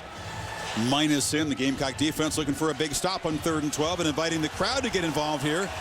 74,000 trying to make it tough on Jevan Snead. Can they expect 3 to rush, 8 in coverage? They're going to try to keep it in front of them. Snead in traffic and drops. Eric Norwood was there. Good coverage downfield. And the all-time sack leader at South Carolina picks up his 2nd tonight. I'd argue on this play, really only 2 guys come off the line of scrimmage. You see those other defensive tackles just watching and spying Jevan Snead, make sure if he does step up in the pocket to make a run downhill. How about Ellis Johnson, though? Dialing up 2 different kind of looks up front there against the run on 2nd down and only 2 on 3rd. If there's a big game and TV cameras around, number 40 is going to step up and make something happen. He does it every time. Tyler Campbell. Young true freshman gets it away, and a fair catch made by August. And the Gamecocks do their job to start the second half, go back on offense up 6-3. Celebrating its 5th year of sponsoring the Good Hands Field Goal Nets, All-State making contributions to participating universities' general scholarship funds for each field goal and extra point kicked.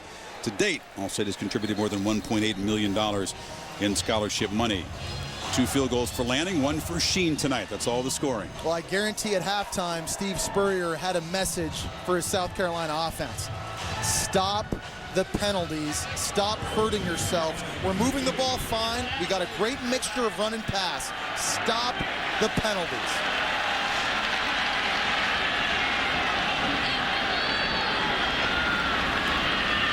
Garcia fires on first down, and Mo Brown has it. Brown escapes. And a foot race. Mo Brown inside the 10.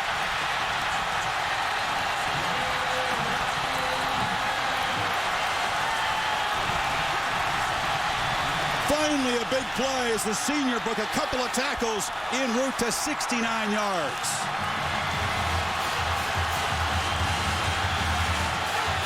It starts with formation. We see the bunch again on the left side. They focus on Saunders in the underneath pattern, the tight end. Mo Brown makes a big play down the field. Cassius Vaughn, defensive back, not able to make the play. Mo Brown, a senior that's taking over for Kenley McKinley. He's playing that position. Looking a lot like Kenny McKinley on that play right there. Now can they cash in? They've been close before and had to settle for field goals. First and goal just inside the 10. Garcia with an option look. Little stutter step. The pitch is bobbled by Miles, who collects it and picks up a yard. This is not really an option team. And if you don't practice it a lot, it's tough to execute, isn't it? Stephen Garcia still needs to do a better job attacking that defensive end and forcing him to commit. Craig, I thought on that play he pitched that way too early, and that gave that Ole Miss defense a chance to go crazy, Craig. It looked like he came out getting ready to be hitting the mustache at the guard level. He needed to keep going to the tackle box. Again, it's not really a big part of their offense. Oh, what's up? Well, we've seen 3 crazy second down calls tonight when teams get down and having success. DiMarco, the fullback, lined up behind Garcia on second and goal. Garcia pressured, flushed, and dropped. Kentrell Lockett got him. And those War Daddies up front. Kentrell Lockett, a guy Tyrone Nix really likes, said he's pure speed coming on the outside. 6 guys this time. Ole Miss, they come, they put a little pressure. Tyrone Nix saying, I'm not sitting back. I'm coming too. There's a mismatch against the fullback too. Lockett just overpowering DiMarco. So 3rd and goal, and they're back at the 13. What do you got for me, Coach Palmer, on this one? Well, you're throwing to the end zone again. Steve Spurrier, I guarantee, is not settling for field goals in this football game. I'm thinking Torrey Gurley or your big tight end Wesley Saunders, somewhere maybe over in a jump ball situation over the middle of the field. I got one more for you, Coach Fowler. Top of your field, right slot. Mo Brown, 9, maybe a little inside screen. Garcia fakes it, dumps it over the middle, almost intercepted. He threw it in traffic. Dangerous throw. And it'll be a field goal attempt coming up as Greg Hardy, defensive end, had dropped in coverage and almost came up with it. Smart. Thinking screen as well. Hardy, a guy that's been around, reads the lack of push with the offensive line. And it's disheartening for South Carolina offensively. 3 red zone trips, 3 field goals. Not just 3 red zone, 3 first and goals and 3 field goals. He's from 30 yards for Lanning. Perfect tonight.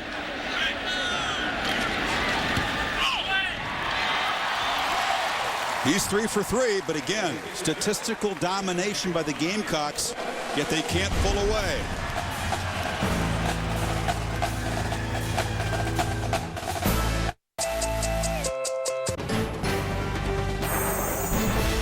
ESPN's College Football Primetime, brought to you by Kingsford Charcoal, proud sponsor of ESPN Tailgate Week, and Cadillac.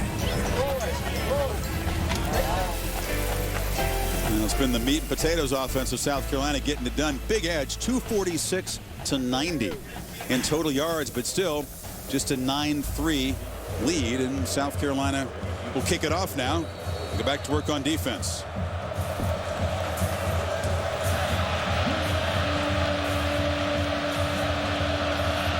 Bolden and Eason are deep. And this is Brandon Bolden. Couldn't run out of a tackle. Dropped at the 28. Talked about the Hokies and the Hurricanes. 3:30 Eastern time. Kingsford Charcoal presenting Tailgate Week. ABC has that one. Cal against Oregon or Illinois, Ohio State also on the card here. Ja'Cory Harris will try to take his high-flying act to Blacksburg. He's been lights out in 2 games so far. Second in the nation right now in passer efficiency. He looked so comfortable in that offense. That's a big-time test for Virginia Tech defensively. On 1st and 10, they fake it to Bolden. Snead steps up, has time, and now will be dropped for about a 1.5 yard gain. Clifton Geathers closed ground in a hurry. Just doesn't look comfortable. No, I was just going to say that. Back, does he? No, not at all. No, and no rhythm. Not the same guy that we talked about. There was so much expectation on this football team coming in based on preseason expectations of Jevan Snead. And how would they handle that tonight, coming in here as the hunted team? You can say that just another game. Players aren't concerned with rankings and height, but they are in 2009, I promise you. On 2nd down, Snead fires along the sidelines, incomplete. It was low. Markeith Summers couldn't come up with it. I'll tell you something to watch for as we move along here in the second half. A big injury to Traven Robertson, the starting defensive tackle for South Carolina.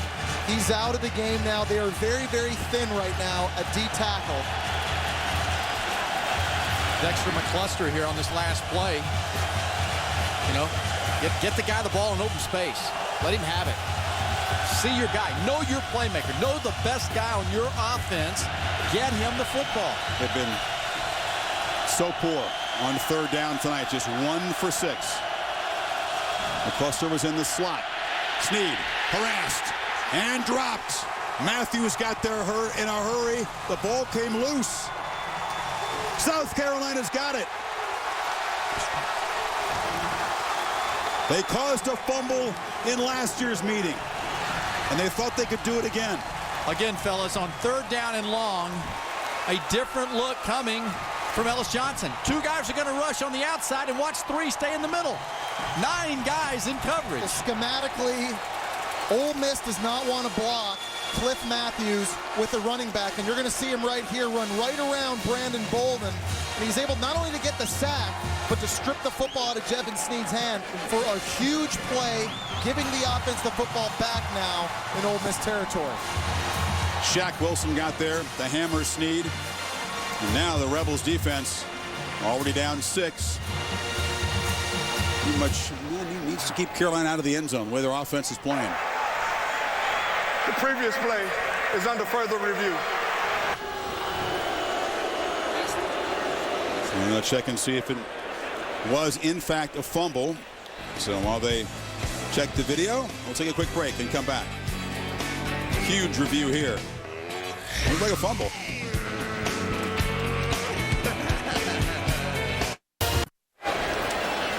Well, they reviewed it, but it was pretty clear. Snead did fumble the ball in the sack by Matthews, and the Gamecocks will take over here at the 25. You know what I don't like about that review is it has to be an obvious. This wasn't even questionable. And so what you do is you water down a big momentum swing for your football team if you're South Carolina. Well, you give everybody else a chance to settle down. You let that defense from Ole Miss get collected and get a red zone plan here and get a breather. Empty backfield. They bunch the receivers to the right on 1st down. Garcia looking to the left. The fade. Gurley. Broken up. He wants a flag. This time he won't get one. Cassius Vaughn defended. He always wants a flag. He always wants a flag. Every time, every game I've watched, if Torrey Gurley doesn't catch it, he thinks there's a flag. They will throw this maybe 80 times this year, and at some point, Torrey Gurley is going to have to come down with it. Did you see Gurley pushing off with his right hand? He had a touchdown call back earlier this season against NC State because he pushed off the defender. That ball's got to be thrown deeper, Jesse. You know that. He's got to throw that ball to the back of the end zone. At the same time, it doesn't look like he's very good yet at adjusting, finding the football, and positioning himself to make the catch. Going to the right of the formation. Garcia back on 2nd down. Fires across the middle. A low throw, no catch. Deion LaCorn went down. Couldn't come up with it. 3rd and 10. You remember that touchdown Gurley had called back? NC State, we were doing it, right? The NC State game? Yeah. I was watching on the couch, my friend. Were you? Boy, kind of watching. I think I nodded off. Oh, that's right. You were doing the U.S. Open. Yes, sir. Oh, I was really not jacking with you. But that game, Jesse, you had me thinking, was I there?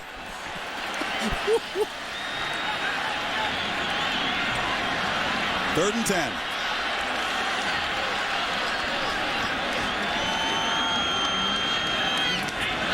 Garcia, pressure, they pick it up. Fires across the middle. It's complete. Jason Barnes has a first down.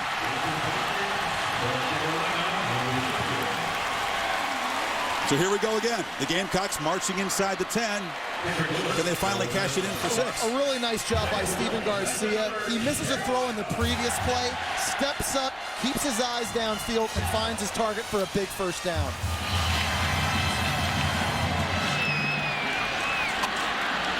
This time in the red zone. They spread the field on first down. 4 receivers.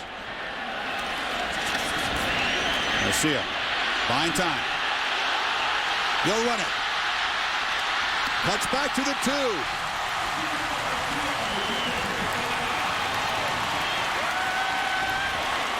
Stephen Garcia putting this thing on his shoulders a little bit. He realizes they need a touchdown this possession in the red zone. You remember now in the second quarter, Garcia had a nicked up body and it was really hurting him. Nice move on the corner. And Garcia looks like the guy that was a Heisman Trophy candidate as opposed to Jevan Snead in this football game.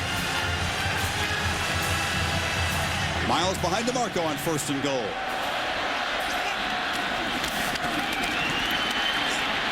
Nothing for Miles. Patrick Trahan, the linebacker, with help. Steve Spurrier told his offensive line heading into this year, they had to get more nasty. They had to be more physical at the point of attack. Well, here's an opportunity for this offensive line to prove to their head coach that that's the direction they're heading in. Well, they're going to have to deal with those guys on the defensive line over there because Ole Miss, in this particular area of the field, they will push you. They'll beat you up. South Carolina's offensive line is not going to score with their man. They won't push them back. Well, they run it on third and goal at the 2. Play action. Garcia in the flat to DiMarco. Touchdown.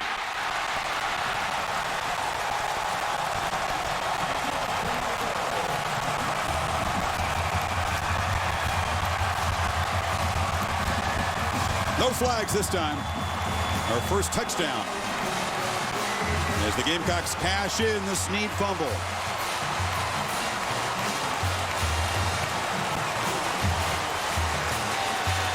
Good drive by the quarterback, huh? And the mountain gets a little bit taller for the number 4 team in the country on the road.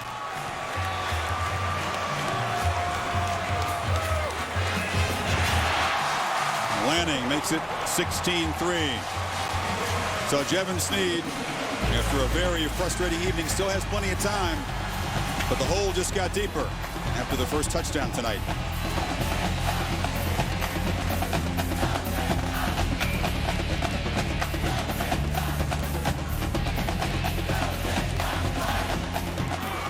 Are your credit cards maxed?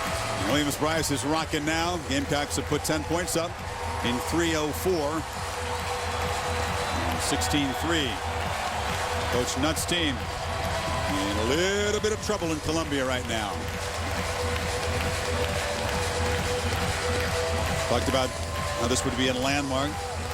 Only top 5 win for the Gamecocks in their entire history. Back in '81. It's the number 3 ranked North Carolina team. They've never won at home. And all the people who were skeptical about Houston Nutt's Rebels coming in, it's being validated right now. There's still time, but they have not looked like the number 4 team in the country. Bolden and Eason trying to make a big play, but it's a low boot to an up man.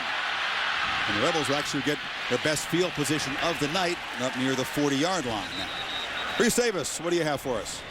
Chris, I have the ESPN AT&T All-America Player of the Week. We do it every week, and this time it's Landry Jones stepping in for Sam Bradford, and he had a brilliant day against Tulsa. School record 6 touchdown passes in the Sooners' victory. You can vote every week. Text vote to 345-345 on any wireless phone and cast your vote. Enter for a chance to win a trip to the national championship game. And Pony, when you hit Landry Jones in the mustache, you hit a mustache. They didn't do much hitting against him last week, did they? Will it be Landry Jones or Sam Bradford when the Sooners go to Miami? You know, I keep telling people Landry Jones went to Oklahoma with the expectations that he would one day be a great quarterback. He's not a mullet, you know. He's just not a good-looking guy on campus. He can play. I spoke to Josh Heupel, the quarterback coach at Oklahoma, and he said he can run every single pass play in that offense like Sam Bradford. He's got all the tools physically, and you saw it in that Tulsa game. Wild Rebel, McCluster fakes it, runs right. Dexter spins away, but cannot get away. Aaron, what's the vibe in that Ole Miss sideline? Chris, I heard you wanted me to come over here and check that out. Let me tell you, when Jevan Snead fumbled the ball in the last series, he came off the field, kind of looked at Houston Nutt, shrugged his shoulders. You see him firing up his team there. I want to tell you about what happened before that. He came over, sat on the bench, slammed his helmet down, had a few words for Dexter McCluster, and just tried to gather his thoughts. He said a quick prayer after Stephen Garcia threw that for that touchdown, guys. And as you saw in that video, trying to fire up his offensive line and just about anyone that could hear him. Thanks, Aaron. This is Eason running left. Cordero Eason spinning, runs into a blocker. And stopped after about 3 yards. I don't know if he needs adrenaline. He needs some good decision making. Well, that's one thing his wide receiver, Shea Hodge, said about him. He said he's not the type of quarterback that comes to the sidelines when things aren't going well and pouts. He's a guy that'll come to the sidelines, get guys fired up, go talk to guys, find out why things aren't working, get them fixed, and go play. Jevan Snead not having a great day today statistically, but he's going to fight the entire course of this game. Only once have the Rebels converted on 3rd down. 1 of 7. They need 5. Eason is the tailback. Snead takes a shot downfield. Lofts it up, broken up. Chris Culliver was there. Lionel Bro was the receiver, but there were 2 Gamecocks in the neighborhood, and now it's 4th and 5. You know, it's one thing for a quarterback to be emotionally charged up and everything else, but you got to put the ball in the right receiver's hands. Again, South Carolina's defense decides to rush 3. They drop 1 out of there. They're dropping 8 into coverage, so you got a lot of bodies back there covering receivers. They're going to go for it now. I don't blame them here either. I agree. Yeah. You know what? Hey, you're giving up a little bit maybe if you don't make it, but at this point in the game, you do not want to give the ball back to South Carolina. Play clock down to 5. They just get it off. Or did they? Yeah, timeout called by Ole Miss from the sidelines there just before the snap. Nutt may have been worried the play wasn't going to get off in time. So we'll talk about it. NASCAR on Sunday. The overall points leader Mark Martin racing for his 6th victory of the season. Jimmy Johnson, Denny Hamlin hot on his heels. NASCAR Sprint Cup continues at Dover, Delaware. 1 o'clock Eastern time on ABC. Telecast presented by Burger King. For more, log on to ESPN.com. The veteran, Mark Martin. Jimmy Johnson going for his 4th straight Cup title, 35 points back. Juan Pablo Montoya, former IndyCar driver, he's in the mix there too. Yeah. What do you got here on 4th and 5? You know what? Dexter McCluster. You know what? Whenever a while ago, McCluster, remember we saw him on the last time that he was frustrated, the little hitch route that he ran underneath? You remember that? And he's standing there. This is a play. This is a great example. The best player on the field for him is McCluster, and getting the football out there. Well, Ken Austin told us about his CFL background before coming here, and one of the things they do in Ole Miss offensively, a lot of route adjustments on the fly. Get Dexter McCluster over the middle of the field, allow him to run an option route, find space. You need about 5 yards. They can go get that right now. And expect that South Carolina's going to drop 8 in coverage. Absolutely. They've been doing that on 3rd and long, and they'll do it again. Just don't put 2 men in motion. You can do that in the CFL. That's right. Not here. It helped to have a 12th guy in the field, too. There he is. They flip it to him in the flat, over his head, and they were ready anyway. Chris Culliver delivered a lick after the incompletion, and the Gamecocks will take over. Snead 1 for his last 7. Even that routine throw was too high. All right, but you know what? This is called lack of execution. Somebody outside has got to block the men that are out there covering the slots. wide receivers pass up, and there's no way you can execute like that. Give Ellis Johnson's defense a lot of credit. Even had that ball been completed, free safety Chris Culliver was in place to make that play. Culliver took a big hit, too, from his coach there after the hit. That guy was supposed to have been blocked. Do you agree with that? Absolutely. You can't let that defender that close to the receiver go unblocked. I hope so. So, see if Spurrier tries to bleed the clock here. It's Miles. Can't get away.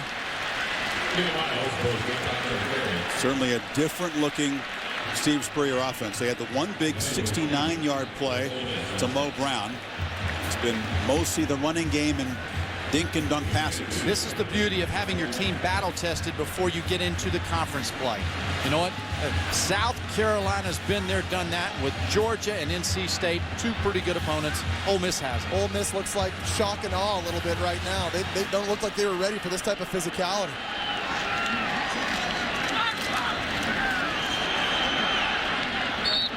Another short run. Well, stop. It'll set up 3rd and long. What a win for the program this would be for South Carolina. You know, you talked about it. 1-31 all-time against teams ranked in the top 5. As a program, if you're going to contend for SEC championships, you need to get these wins. That win they let slip away from them 2 weeks ago at Georgia, those are games that these guys need to win if they're going to be taken seriously in this conference. On 3rd and 8 now, Maddox motioning back into the backfield. Picks up the blitz. Garcia fires far side over the head of Saunders.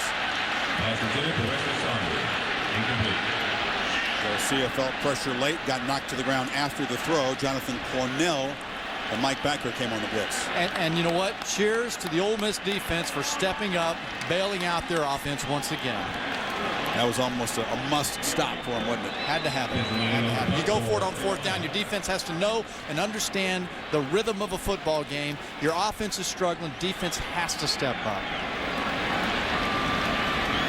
So Marshay Green had a big return earlier tonight. One of the few highlights for the Rebels. Back deep. Lanning off the side of his foot. Bounces near an up man. Oh, Green thought about gambling. Wisely stepped away, and Ole Miss will take over at the 25-yard line. You guys ready for our intelligent move brought to you by Mercedes? Well, I'm not sure I'm up to that task, but I'll give it a shot. What do you say here? How about Garcia and his legs with a run that set up the touchdown? A very nice job. The move on the outside, I'd call that an intelligent move. Well, in the past, Stephen Garcia has been the type of guy that has scrambled to run. And on that play, was looking to throw the football, but did the smart thing. Instead of forcing the football, gave his team a chance to go score a touchdown. And a whistle before the snap as Jevan Snead tries to reverse what would be the most miserable night of his college career. The guy, of course, that verbal to Florida. Tim Tebow was signed. He decided he'll go to Texas. Played behind Colt McCoy. Got his shot when McCoy was injured, but couldn't beat out Colt. Transferred to Ole Miss. Before the snap, false start. Number 71 on the offense. That penalty was 5 yards from the previous spot. Still 1st down. Ed Orgeron convincing Snead to come here, and you know this is his junior year. But many people coming into this season, guys, thought he's right there with Sam Bradford as the top quarterback prospect. I don't know what's happening to his stock tonight, but it's not going up. It's not going up. You can't argue with his physical tools, but it has to show up on game day. 1st and 15, rolls right, fires downfield, almost picked off, and then off the hands of the receiver. A gust was in the neighborhood, knocked to the ground with Shea Hodge. Well, but no flag. That's not on Jevan Snead. This play, Shea Hodge falls down to the ground, and that's why this ball wasn't completed. I thought Jevan Snead did a nice job getting outside the pocket, threw on rhythm. The throw, though, Craig, a little bit too far inside. Absolutely, too far inside. But, you know, here's a route. You had 2 receivers that were down the field. That was it. There were 2 players down the field. Most of my thought into this game, I was going to see 3 and 4 receivers. Jevan Snead throwing the ball around the field, playing pitch and catch. But Ole Miss has had issues protecting Jevan Snead, and because of that, they're forced to go to 8 and 9. Gotta hurry here. Play clock at 1. Did they get it off? No.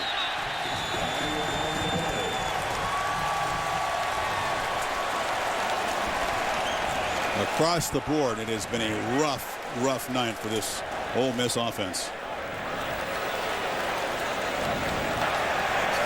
Before the snap, False start. Number 71 on the offense. That penalty was 5 yards to the previous spot. Second down. And it's Reed Neely as they barely got it off before the clock expired. I'm not sure they did, but they'll call it a false start penalty. Well, this Ole Miss team was averaging 3 penalties a game in their first 2 games.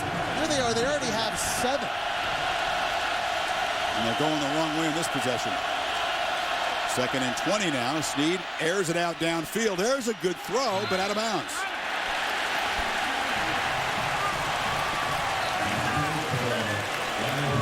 Snead at least stepped up. He kind of looked like a quarterback here in the pocket. Good delivery down the field to the outside. And to me, ooh, no. Lionel Bro not quite that tried left to foot. tap that left toe inbounds. Jesse, does it seem like that sometimes a quarterback on the throw like that, if you've been in a rhythm, you're more inclined to throw it inside, but if you're off, you're worried and you throw it out? I thought that was a good throw. I thought Lionel Bro had to drag his left foot in bounds. That was the first time it looked like everything was going right offensively on one given play. That's on the receiver for sure. 3rd and 20. Snead fires short. Bro makes this catch, gets hammered out, but he's way short of the first down. They've just had small windows, small opportunities to make plays tonight against a very good defense and haven't made them. They haven't taken advantage of their opportunities, Chris, whether it's been missed throws, missed blocks, receivers catching the football but not dragging their feet in bounds, penalties. This offense has been very out of sync. But it's still the 3rd quarter, and they're still within this football game if they can just get their minds right. And the freshman Campbell. Ugly low kick. Bouncing down inside the 30. It's going to work out okay. And the pressure goes back on this Ole Miss defense. They've been on the field a long time. Got to get the offense the ball back. Reese at halftime talked about the trend here so far in 09. Each of the first 3 weeks, one of the top 5 ranked teams has gone down. In 2000, it happened, but in 1990, that's the last time the top 5 teams gone down 4 weeks in a row.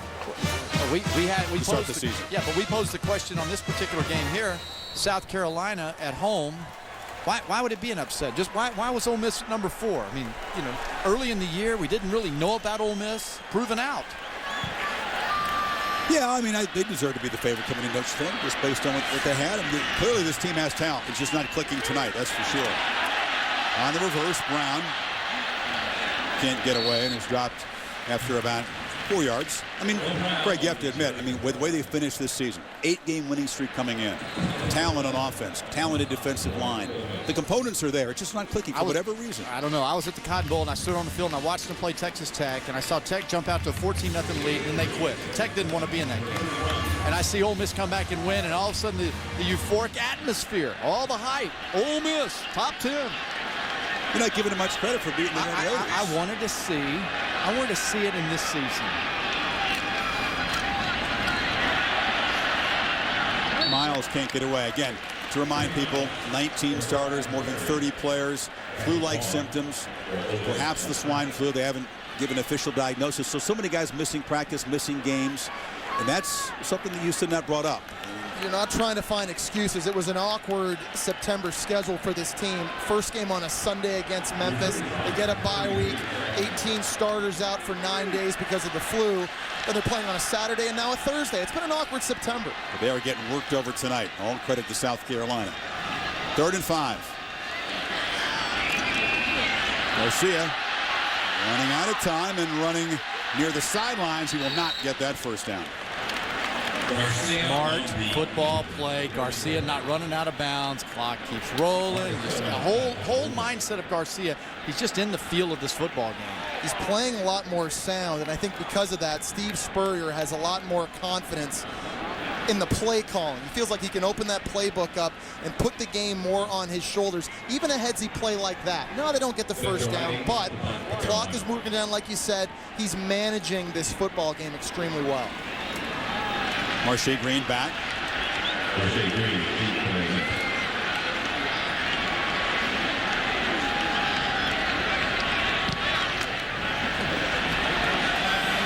Fair catch at the 28-yard line. ESPNU's got a tripleheader on Saturday at noon Eastern time. Bulls and the Seminoles, a rivalry. Jim Leavitt's waited so long for this game.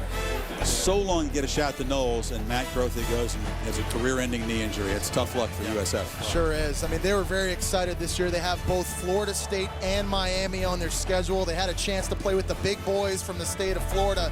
And what happens? Their senior quarterback goes down for the season. Awful timing for USF. So 18 seconds to play in the third quarter. If Ole Miss is going to pull this one out on the road, it's going to be a monster final quarter for them. McCluster in motion. They hand it to him. And he is dropped for about a yard loss. Little guy went airborne. Mario Jeffrey, one of the talented true freshman recruits, and that's been a great recruiting class for Steve Spurrier, made the play. Well, they've got a quarter to go, and the number 4 team in the country has a chance with a very talented quarterback to make a statement. It would be a huge comeback, but they're going to need Snead.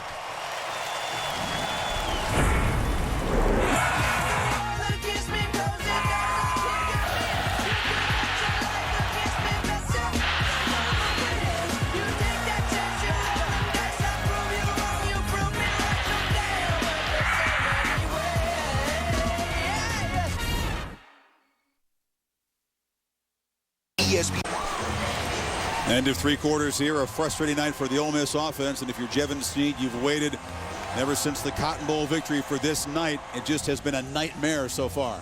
I think some of the greatest quarterbacks to ever play the game had the shortest memories. And Jevan Snead's going to need that heading into the fourth quarter. This game has not gone the way he would have liked. Protection has not been great. He's missed some throws. Receivers have fallen down on him. But he's got to put his best game on the field right now. He's going against a fairly fresh South Carolina defense. Only 41 snaps that they've been out there tonight. So he will be challenged by their defense. Only 118 total yards through 3 quarters. Pressured again. Snead, a fluttering ball way over the head of McCluster, and he went down after the throw. Aaron, what do you have? Well, there have been times Jevan Snead has looked over at Houston Nutt and just been shaking his head. Before he got onto the field, he stressed to his coaches, we need to hurry this up. We need to go. We need to go faster. That's a couple of times he's looked over and said it again to them, guys. I'm with you. I like that. I like his idea on that. Pick up the tempo. Ooh. Another true freshman tonight, DJ Swearinger, grabbed the ankle, forced that wobbly throw. One more time, 3rd and long. Pressure again, Norwood hits him in and out of the hands, almost intercepted. Norwood got there, cut Snead in half, and they're now 1 for 10 on 3rd down. All right, again, Eric Norwood, we know, leads the school in sacks. Outside, they're going to pull out of there. They're not going to rush, but 3. You know what? 3 rushers. Norwood still finds a way to get to the quarterback. And somehow middle linebacker Shaq Wilson drops that football. You have to have the killer instinct mentality. You can end this game now if you make that catch back in Ole Miss territory. That was a slam dunk for Shaq. Couldn't make the play. I could have. Oh, the punt away, and it's partially blocked, so no flag. Norwood got there again and just hammered the true freshman Tyler Campbell. Got a piece of the ball. And the coach got a piece of him coming off. He's a little bit everything tonight. Shane Beamer, special teams coach, running over there, getting in the action a little bit. He's got to love the way his special teams have played tonight. Campbell fortunate to get that one away. It rolled in at the 39. And that's where the Gamecocks will take over, protecting a 13-point lead.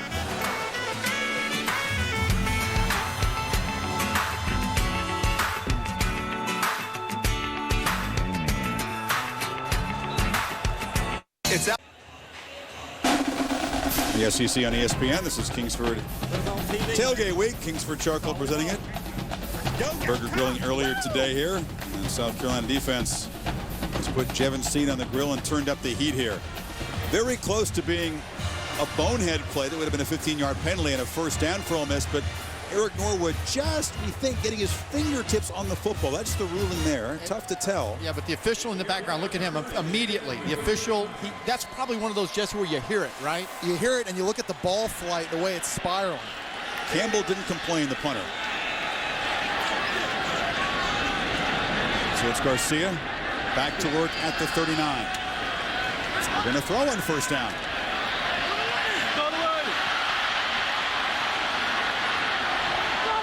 Lob just out of bounds.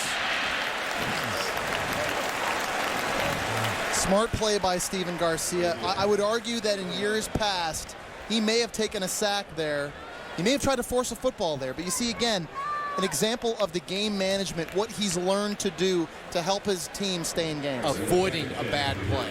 You know, he's done it now a few times tonight. We've seen him break the pocket and avoid a sack or a bad play. Now they may be forced to throw on 2nd and 10. 4 receivers to the right. And Garcia wanted to go left, escapes Hardy, and dumps it off incomplete to Kenny Miles. I think a lot of players thought they heard a whistle. It looked like there's only 2 people playing full speed on that play. I'm not sure exactly what happened, but a lot of confusion. Looked like a rugby match, and they're waiting for the ball to get thrown in the middle. Pretty obvious right there that Greg Hardy not himself tonight.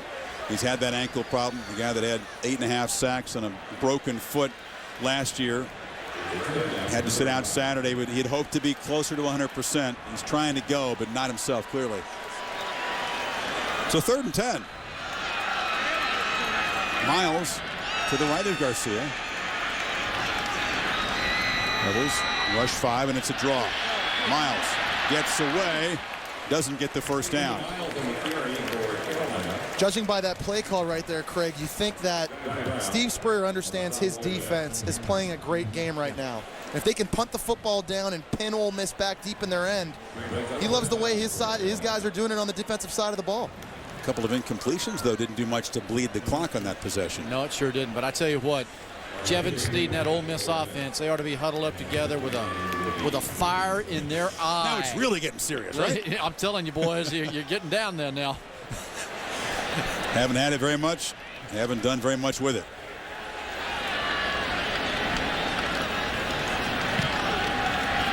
It's a low boot. Green, fair catch in traffic at the 16. So poor field position for Snead to work with. Down by 13.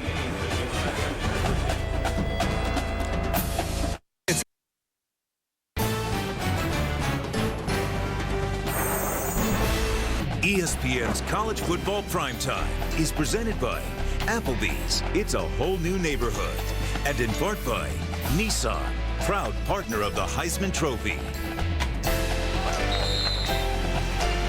Intramural flag football last night. A catch. That doesn't draw you a flag at intramurals. The referee was standing right there. That guy who did the flip is one of the 3 students right into the cocky costume. Intramural football is the best. My roommate in college, Jeff Tholen, I know he's listening tonight. He played intramural football back at the University of Florida. I used to go check him out during the week. He was a baller playing quarterback. And he's shocked to get some love tonight. Oh, yeah. McCluster in the tailback slot, and he's got it. Number 22 shows some quicks. Picks up about 11. Culliver on the stop as we check back with Reese in the studio. Reese? All right, Chris, time for a Sports Center right now. Sean O'Hare leads the Tour Championship by a stroke over Tiger Woods. Tiger only has himself to blame. He gave O'Hare some putting tips earlier this week. O'Hare rolled in a 56-footer during his round. Wayne Gretzky resigns as head coach of the Coyotes. Dave Tippett hired as his replacement. Coyotes all kinds of financial difficulties. Sports Center after the game.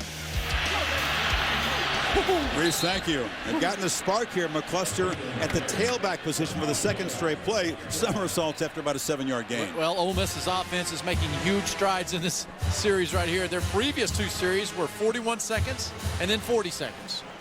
That tells you a little bit about lack of execution there. Jevan Snead told us heading into the SEC part of their schedule, it was, quote, real ball time. I'd argue this is real ball time right now here in the 4th quarter. McCluster, 36 yards rushing on 6 carries, but not the number of touches they hope to get for him. Brandon Bolden, high formation tailback on 2nd down. Can't get away. Norwood, another tackle. I really thought coming into this game, with the physicality of Ole Miss's offensive line and those big running backs, I thought they'd be able to wear down South Carolina defensively, particularly on the inside part of the line where they didn't have a lot of depth. Give Ellis Johnson a lot of credit, Craig. His defense has really stepped up tonight. Led by number 40, Eric Norwood. You saw the attack from the linebacker position. He's been working on that point of attack, getting at it, going to the offender. A short list of guys who are 3-year All-SEC players in the history of this conference, and he's on his way. McCluster stumbled, needed about 2.5 on third down. They're going to spot him short. It's going to be close. So 4th down. We asked Ken Austin, Ole Miss's offensive coordinator, how he wanted to use Dexter McCluster in this game. He said, we wanted to be really smart with his touches. We wanted them to count. We don't want to overuse him because he's not a big guy. We don't want to beat him up. It's time to use him right now. Throw it out the window, give it up, get him the ball. Whatever. Not necessarily on this down, though. 4th and short, I wouldn't be giving it to the light britches. I'd give it to somebody who's got some He's push. in the game, though. Snead, is he going to sneak it? Yes.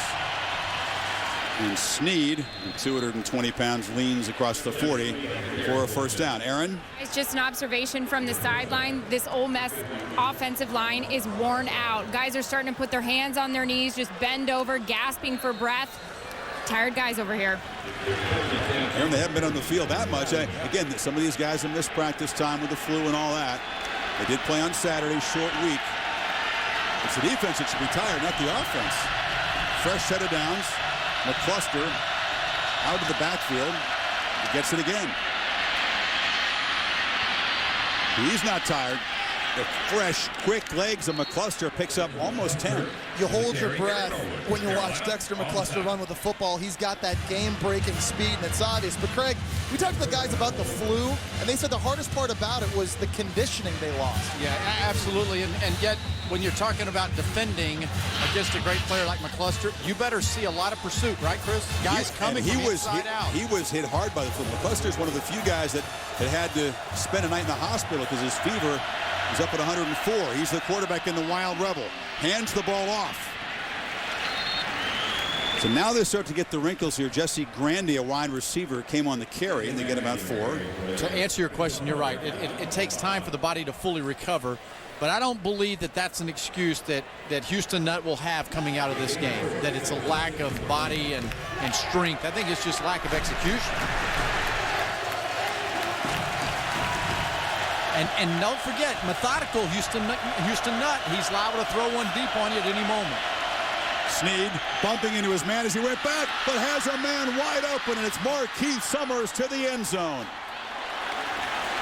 Just had a feeling after being contained all night, Steve was going to make a play.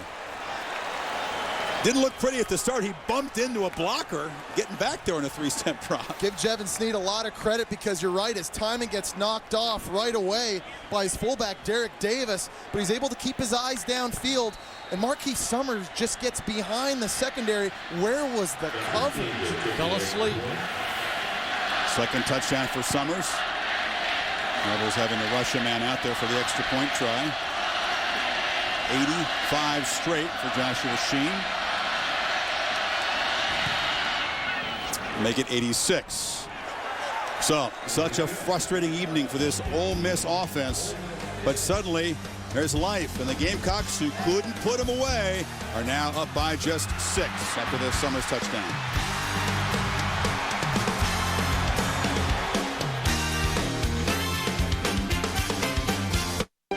After the game on SportsCenter, our NFL expert on the Eagles' plan for Michael Vick, an AL dark horse looking to make a Cy Young statement, plus Tigers trailing, but why he's still in prime position to grab a $10 million prize he desperately needs. After football, we'll see you. It took more than 50 minutes for Ole Miss to find the end zone. 83 yards on that 8-play drive. Only 118 yards for the whole game coming in. Houston Nutt going to his defensive coordinator, Tyrone Nix, said, come on, big guy. Dial it up. Get us the ball back. Oh, and you can see right now the look, not only the football team, but the fan sense. Jevan Snead and Ole Miss may have woken up with that little drive there, may have broken through. Knowledgeable crowd. They know that when you dominate a team in the SEC, a team as talented as Ole Miss, you got to try to put them away. Gamecocks weren't able to do that.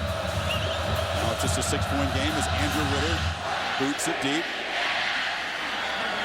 And here is Bryce Sherman, the 5'5 freshman. Spins out of the tackle. It doesn't get the 20.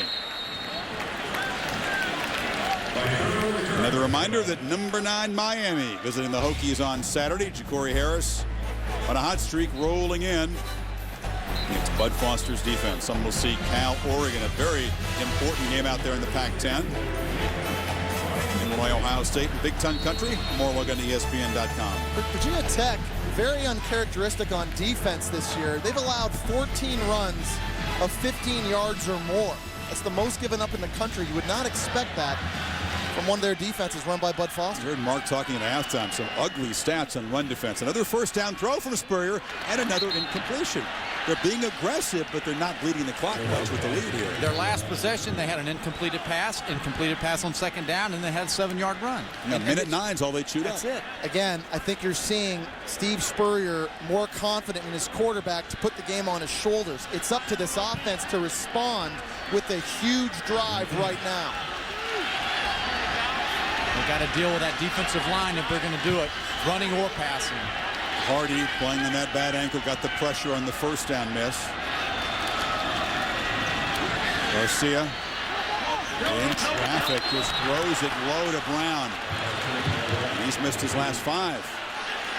Stephen Garcia has not completed 50% of his passes today. He is a little bit dinged up, but when guys are open, you have to deliver the football accurately. There are yards to be made, yards after the catch for these wide receivers, but Stephen Garcia needs to deliver the football. Well, you know, we talked about how South Carolina's defense was fresh.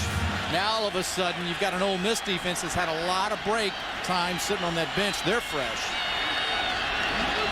3rd and 10, must convert for a 4th straight 3-and-out.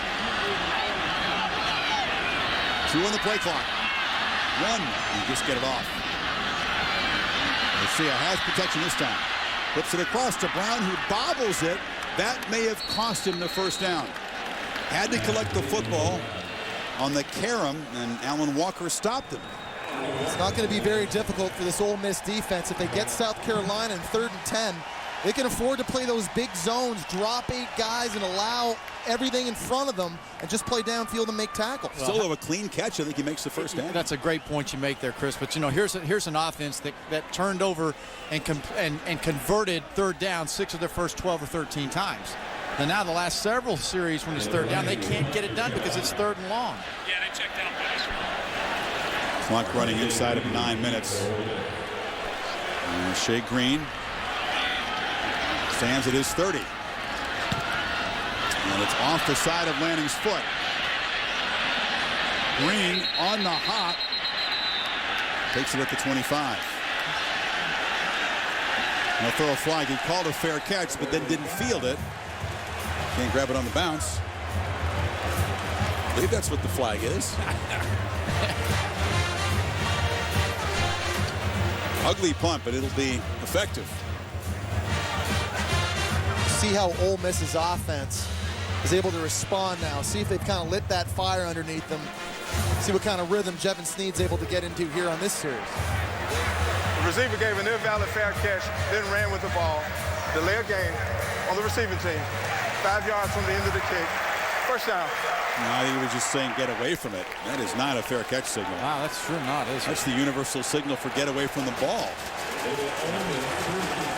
It's just a 5-yard penalty, but Rebels will set up at the 20-yard line. All right, you're saying how will Ole Miss's offense respond? How will South Carolina's defense respond? Good questions. McCluster on the handoff.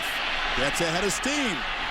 Shows that speed. Boy, he has been the story in the 4th quarter. I love it. I love the play calling by Kent Austin here, just dialing it up and finding different creative ways of getting their best player on offense the football.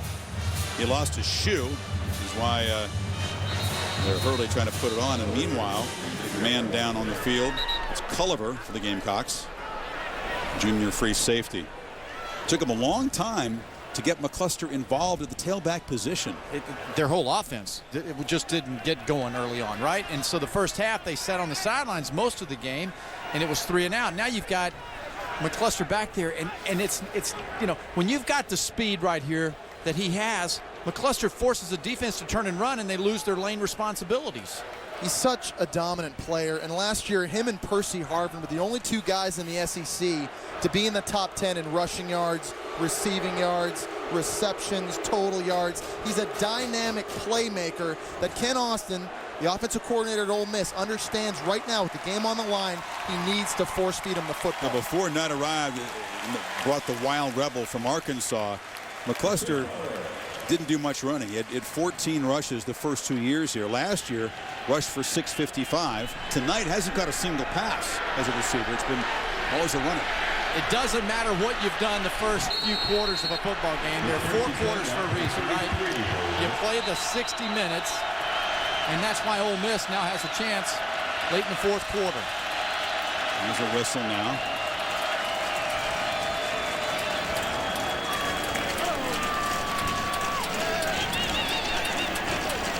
I'll tell you who the pressure's on right now. It's Ellis Johnson, a defensive coordinator. He had to figure out how to shut McCluster down last year in the football game. Remember, it's a defense that had a lot of guys hurt this year. A lot of players were suspended this year. There's a lot of young guys on the field. They're going to get tested right now. There was a role reversal. Last year, Rebels' offense was shut down in the second half by Johnson's adjustments. It was the Gamecocks dominating the second half in Oxford. Oh, wait. And yesterday in our meeting with Ellis Johnson, he drew up on the eraser board the different formations that he tried to do. You know, 3-3 look at the front up there, 3-3-5. It was 4 linemen, and he changed up the look. He's pretty basic right now, though.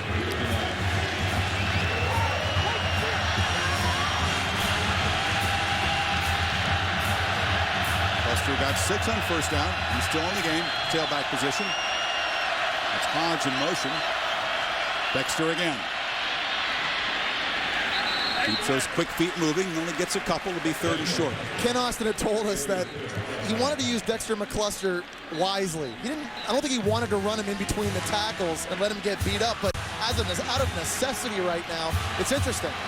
Ole Miss has kind of abandoned the physical run game with those big running backs, and they put the small guy in. He surprises me, though, with his power. Yeah. Does he not? I mean, he gets hit, and there's another yard or two. It's hard to get a clean hit on him. There he is at about 170 pounds, being generous. The tailback on 3rd and 2. He takes the pitch. They get him in space.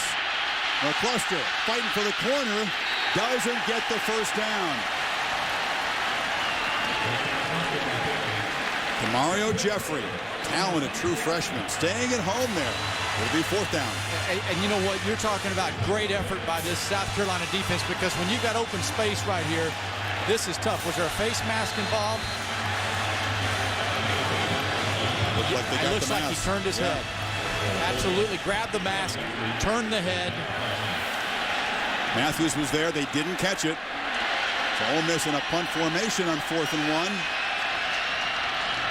And they will kick it away. August takes it at the 19. So 6:28 to go.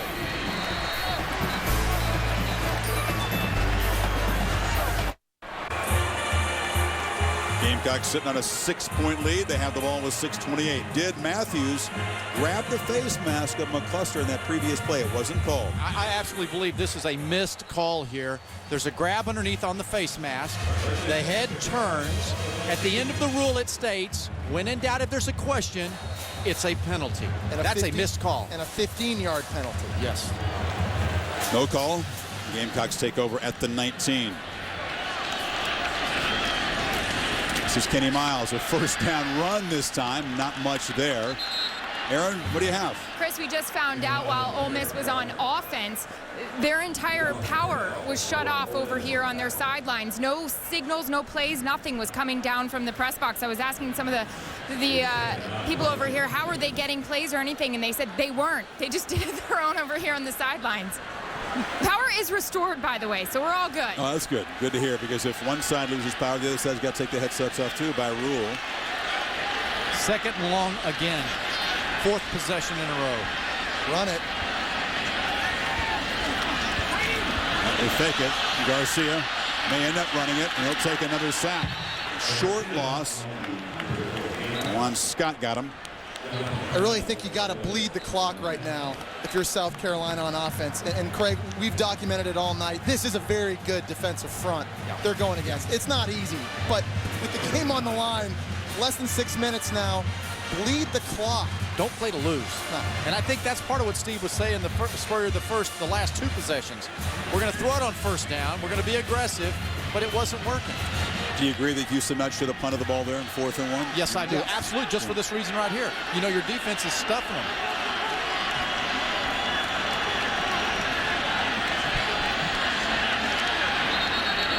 Whistle before the snap.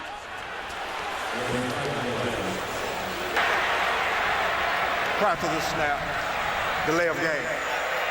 Offense number 5, 5 yards from the previous spot. Still 3rd down. Garcia trying to use every second.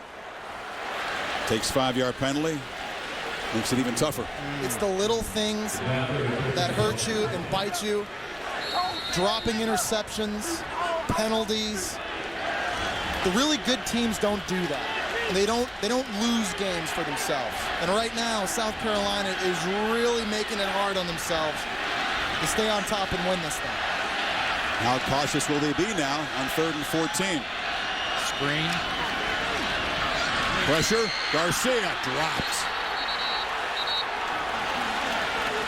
Coming off the edge, Greg Hardy. Sucking it up, playing hurt tonight, makes a huge stop. He beat Quentin Richardson on the outside. Hardy's the guy that when he's healthy is about as good as they are in America. Look at from the left side here. Look at the push and the speed. They told us Greg Hardy was 80% coming into this game, and Tyrone Nix, the defensive coordinator, told us an 80% Greg Hardy is better than most starting defensive ends if they're 100%. You see that ability and the toughness playing hurt, making a big play when it counts. Yeah, he was limping around in the warm-up. The game-time decision, they go with him. 5 straight 3-and-outs, and there's an ugly punt. He's just trying to get away from it. And rolls dead at the 40. Again, didn't look good like most of this game, but it was effective. 54 yards. As we see the current top 10, we figured if that streak was going to continue of top 5 teams losing, the best chance for it here tonight or in Happy Valley, where Iowa brings that good defense against Paterno's team. Well, you know what? When you look at this here, you see Penn State, like you say, with Iowa coming in there. LSU's an unknown. Really, you know, LSU's one of those top 10 teams that you're sitting there thinking, okay, who's there? By default, and just kind of the way they've shuffled up, Ole Miss is here at number 4. This is going to be a really interesting, fun year to see who's number 2 playing for the national championship. We saw Miami play live last week against Georgia Tech. Did you guys think they were a top 10 team after week 3? I put them at number 10. I did. What did you do? I based on what they've done so far. They got 2 quality wins. They had won the road game at Florida State, and I thought that the Knowles win looked better given what Florida State did to BYU out there in Provo. Tim Simon, the freshman, on the kick return team, looking at his leg. I got a team for you before we leave that top 10 thought. Cincinnati. I've been big on Cincinnati since the preseason. You talk about 2 quality wins on the road. Absolutely, man. That was a really good win last week at Oregon State. We're going to see them a little bit later on this year on a Thursday night down in Tampa against USF. Cincinnati perhaps could arrive undefeated into that game. Timeout. Rebels 61 yards away, down by 6.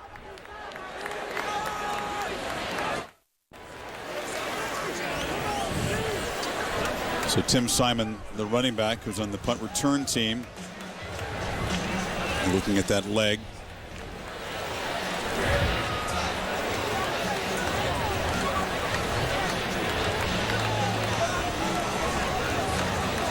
And we have a moment. Reminder that ABC has NASCAR on Sunday.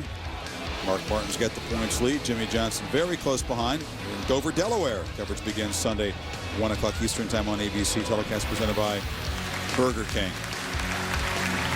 Nice ovation from the crowd. Simon is wheeled off. So another 3-and-out, 5 in a row, forced by that Ole Miss defense. And now Snead, off their first touchdown drive of the night, 2 possessions ago, gets it back at the 39. How about the fake of a jet sweep to McCluster that's been working? Play action down the field. They have 2 timeouts left in their pocket. Lots of time to drive this football down the field. But don't you have to approach this drive like it's going to be your last possession? Absolutely, no question. McCluster from the tailback position gets to the outside. Dexter McCluster in the South Carolina territory. They waited a long time to put the little guy at tailback, but he's having a huge fourth quarter. There's no mystery to it right now. They're dialing up whatever they can in the simplest way possible to get their best player on offense with the football. And if that means lining them up in the I formation and running in between the tackles, Craig, so be it. And I can tell you this right now. If South Carolina does not attack at the point of attack, they will have no shot of catching McCluster. He'll run right by them. He's got it again. Hurdles a man in the backfield. Has to fight to get back to the line of scrimmage. But this game has set up perfectly for Ole Miss. Chris, you said it earlier. You said, you know what, they've just been laying around. They haven't knocked them out, and Ole Miss just laying low in the weeds, waiting to come back. This is a team loaded with talent. They didn't look very good for 3 quarters, but the Gamecocks were not able to stick a fork in it. And McCluster and Snead and Hodge, these guys can play. McCluster has carried the ball the last 6 Ole Miss plays. But on 2nd and 10, Snead fires far side, caught. Pat Patterson, the true freshman, has a first down. He's another guy that they think has a huge future. Mississippi High School Player of the Year. He's a guy that offensive coordinator Kent Austin really likes because he says he's got strong hands. He's very, very physical and very difficult to bring down. He said when the ball's up in the air, he'll go fight for it. That's good traits to have right now on offense on this final drive. See that little smile from Steve Spurrier, kind of a helpless feeling. Watching his defense trying to stop Ole Miss. You know, strategically now, South Carolina's been bunching up in the box to stop McCluster. That's opening up man-to-man on the outside. You've got 8 around the box right now. Here's a wrinkle. It's Bolden. Not McCluster, the wild rebel to the big physical runner. Muscles ahead for a short gain. Ole Miss content to let this clock run down inside 2:20. Steve Spurrier is smiling over there in the sidelines because he told us he's expecting dogfights now, week in and week out. Long gone are the days at Florida where they score 50 and they play the true freshmen and all the walk-ons late in the game. They had to hang on against NC State, right? Break a pass up late. Had a drive fail the Georgia goal line. They've been in 2 of these games already. 4-down territory. That's why, Chris, they can be patient. They're planning on keeping the ball. Snead, it's a reverse. McCluster has it. Thought about throwing. Cuts it back and takes a big shot. Darian Stewart, the senior, delivered the blow. Came in with a stinger. A shoulder injury. Delivered a stinging shot there. I just said a play or 2 ago that if you're going to stop McCluster, you better go attack him, right? Now, if McCluster could throw the ball, it'd been big time. Go get him. And how about freshman defensive end Devin Taylor staying home, keeping his containment, not biting on the first sweep, but getting ready for the double reverse. Was he trying to pass the ball there? You think he looked like he was trying to line the laces up. He's 0 for 5 with 2 picks in his career passing. They tried a little bit of throwing out of the old wild rebel last year. Didn't quite do it as well as McFadden does. He'd have been 0 for 6 if he'd have tried there. The receiver had outrun his arm. All right, what do you think on 3rd and 12? That get you 5 or 6. Get manageable, right? Exactly. You don't need the whole thing right now. This is the final drive. This will be your last possession. If you're Ole Miss, you need to get some of this yardage back. You still have 1 timeout left, but give yourself an opportunity to continue moving the chains. The raid breaks out in Columbia. Norwood knows if he can make 1 more big play, the Gamecocks will have the win. 1 of 12 on 3rd down tonight, and they need 12. Snead chased. Sacked. Matthews got him. Again lost his helmet, but made a big play. 4th and 14. And Dexter McCluster wasn't even in the game. You know, the best player on their team's not in the game on a critical 3rd down attempt. And now they'll spend their final timeout to talk about a 4th down call. Give Ellis Johnson, the play caller on defense for South Carolina, a ton of credit. In some crucial situations tonight on big down and distances, he's been able to dial up some pressures to get after Jevan Snead. And we'd expect on this final play, something that's been working is when they only rush 2 or 3 guys, let those defensive tackles just kind of spy Jevan Snead, force him to move up, and then get after him. And the reason the 2 and the 3-man rush has worked is it's lulled to sleep Ole Miss's offensive line. They have got to come out if they're the uncovered linemen and help on the outside, because those ends have run right around the corner and they've gotten to Jevan Snead. So much at stake on this play. Again, Ole Miss ranked as high as they are at number 4 for the first time since 1970. This is the game circled on their schedule, their first big test of the season. Do you bring pressure if you're Ellis Johnson? Do you pressure Snead, or do you sit back? Again, line up with 4 defensive linemen, let the ends pin their ears back and go line them up wide, and allow those defensive tackles and your Mike linebacker to just spy everything. When the packet collapses, it's like a green dog rush. You just rush on a delay. Create the umbrella at about 6 or 7 yards. Keep all the receivers in front of you. Never beaten a top 5 team at home. They're 1 stop away from doing it.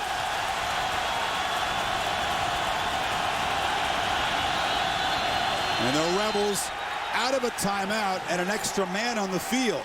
Derek Davis was trotting off late. Now it's going to be tougher. 4th and 19. You saw a coach about 8 yards onto the field trying to get Derek Davis off. How does that happen out of a timeout? Just not into it the entire game. Before this snap, illegal substitution on the offense. 5 yards from the previous spot. Still 4th down. See Houston Nutt here at the top of the screen. He's about 8 yards on the field trying to get his fullback off. You're right. They talk about personnel groupings during that timeout. Who's going on the field? This isn't the CFL. You know what I'd like in this play here? You know what I'd really like is a hook and lateral. Get the ball in Dexter McCluster's hands somehow, some way. He's in the slot, Craig. Snead fires downfield. Incomplete. Battling for the ball was Darian Stewart and Shea Hodge. Gamecocks going to upset the number 4 team.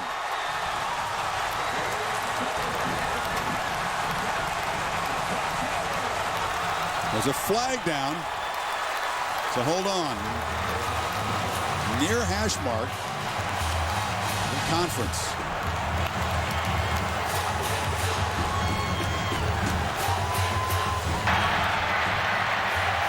After the play was over, unsportsmanlike conduct.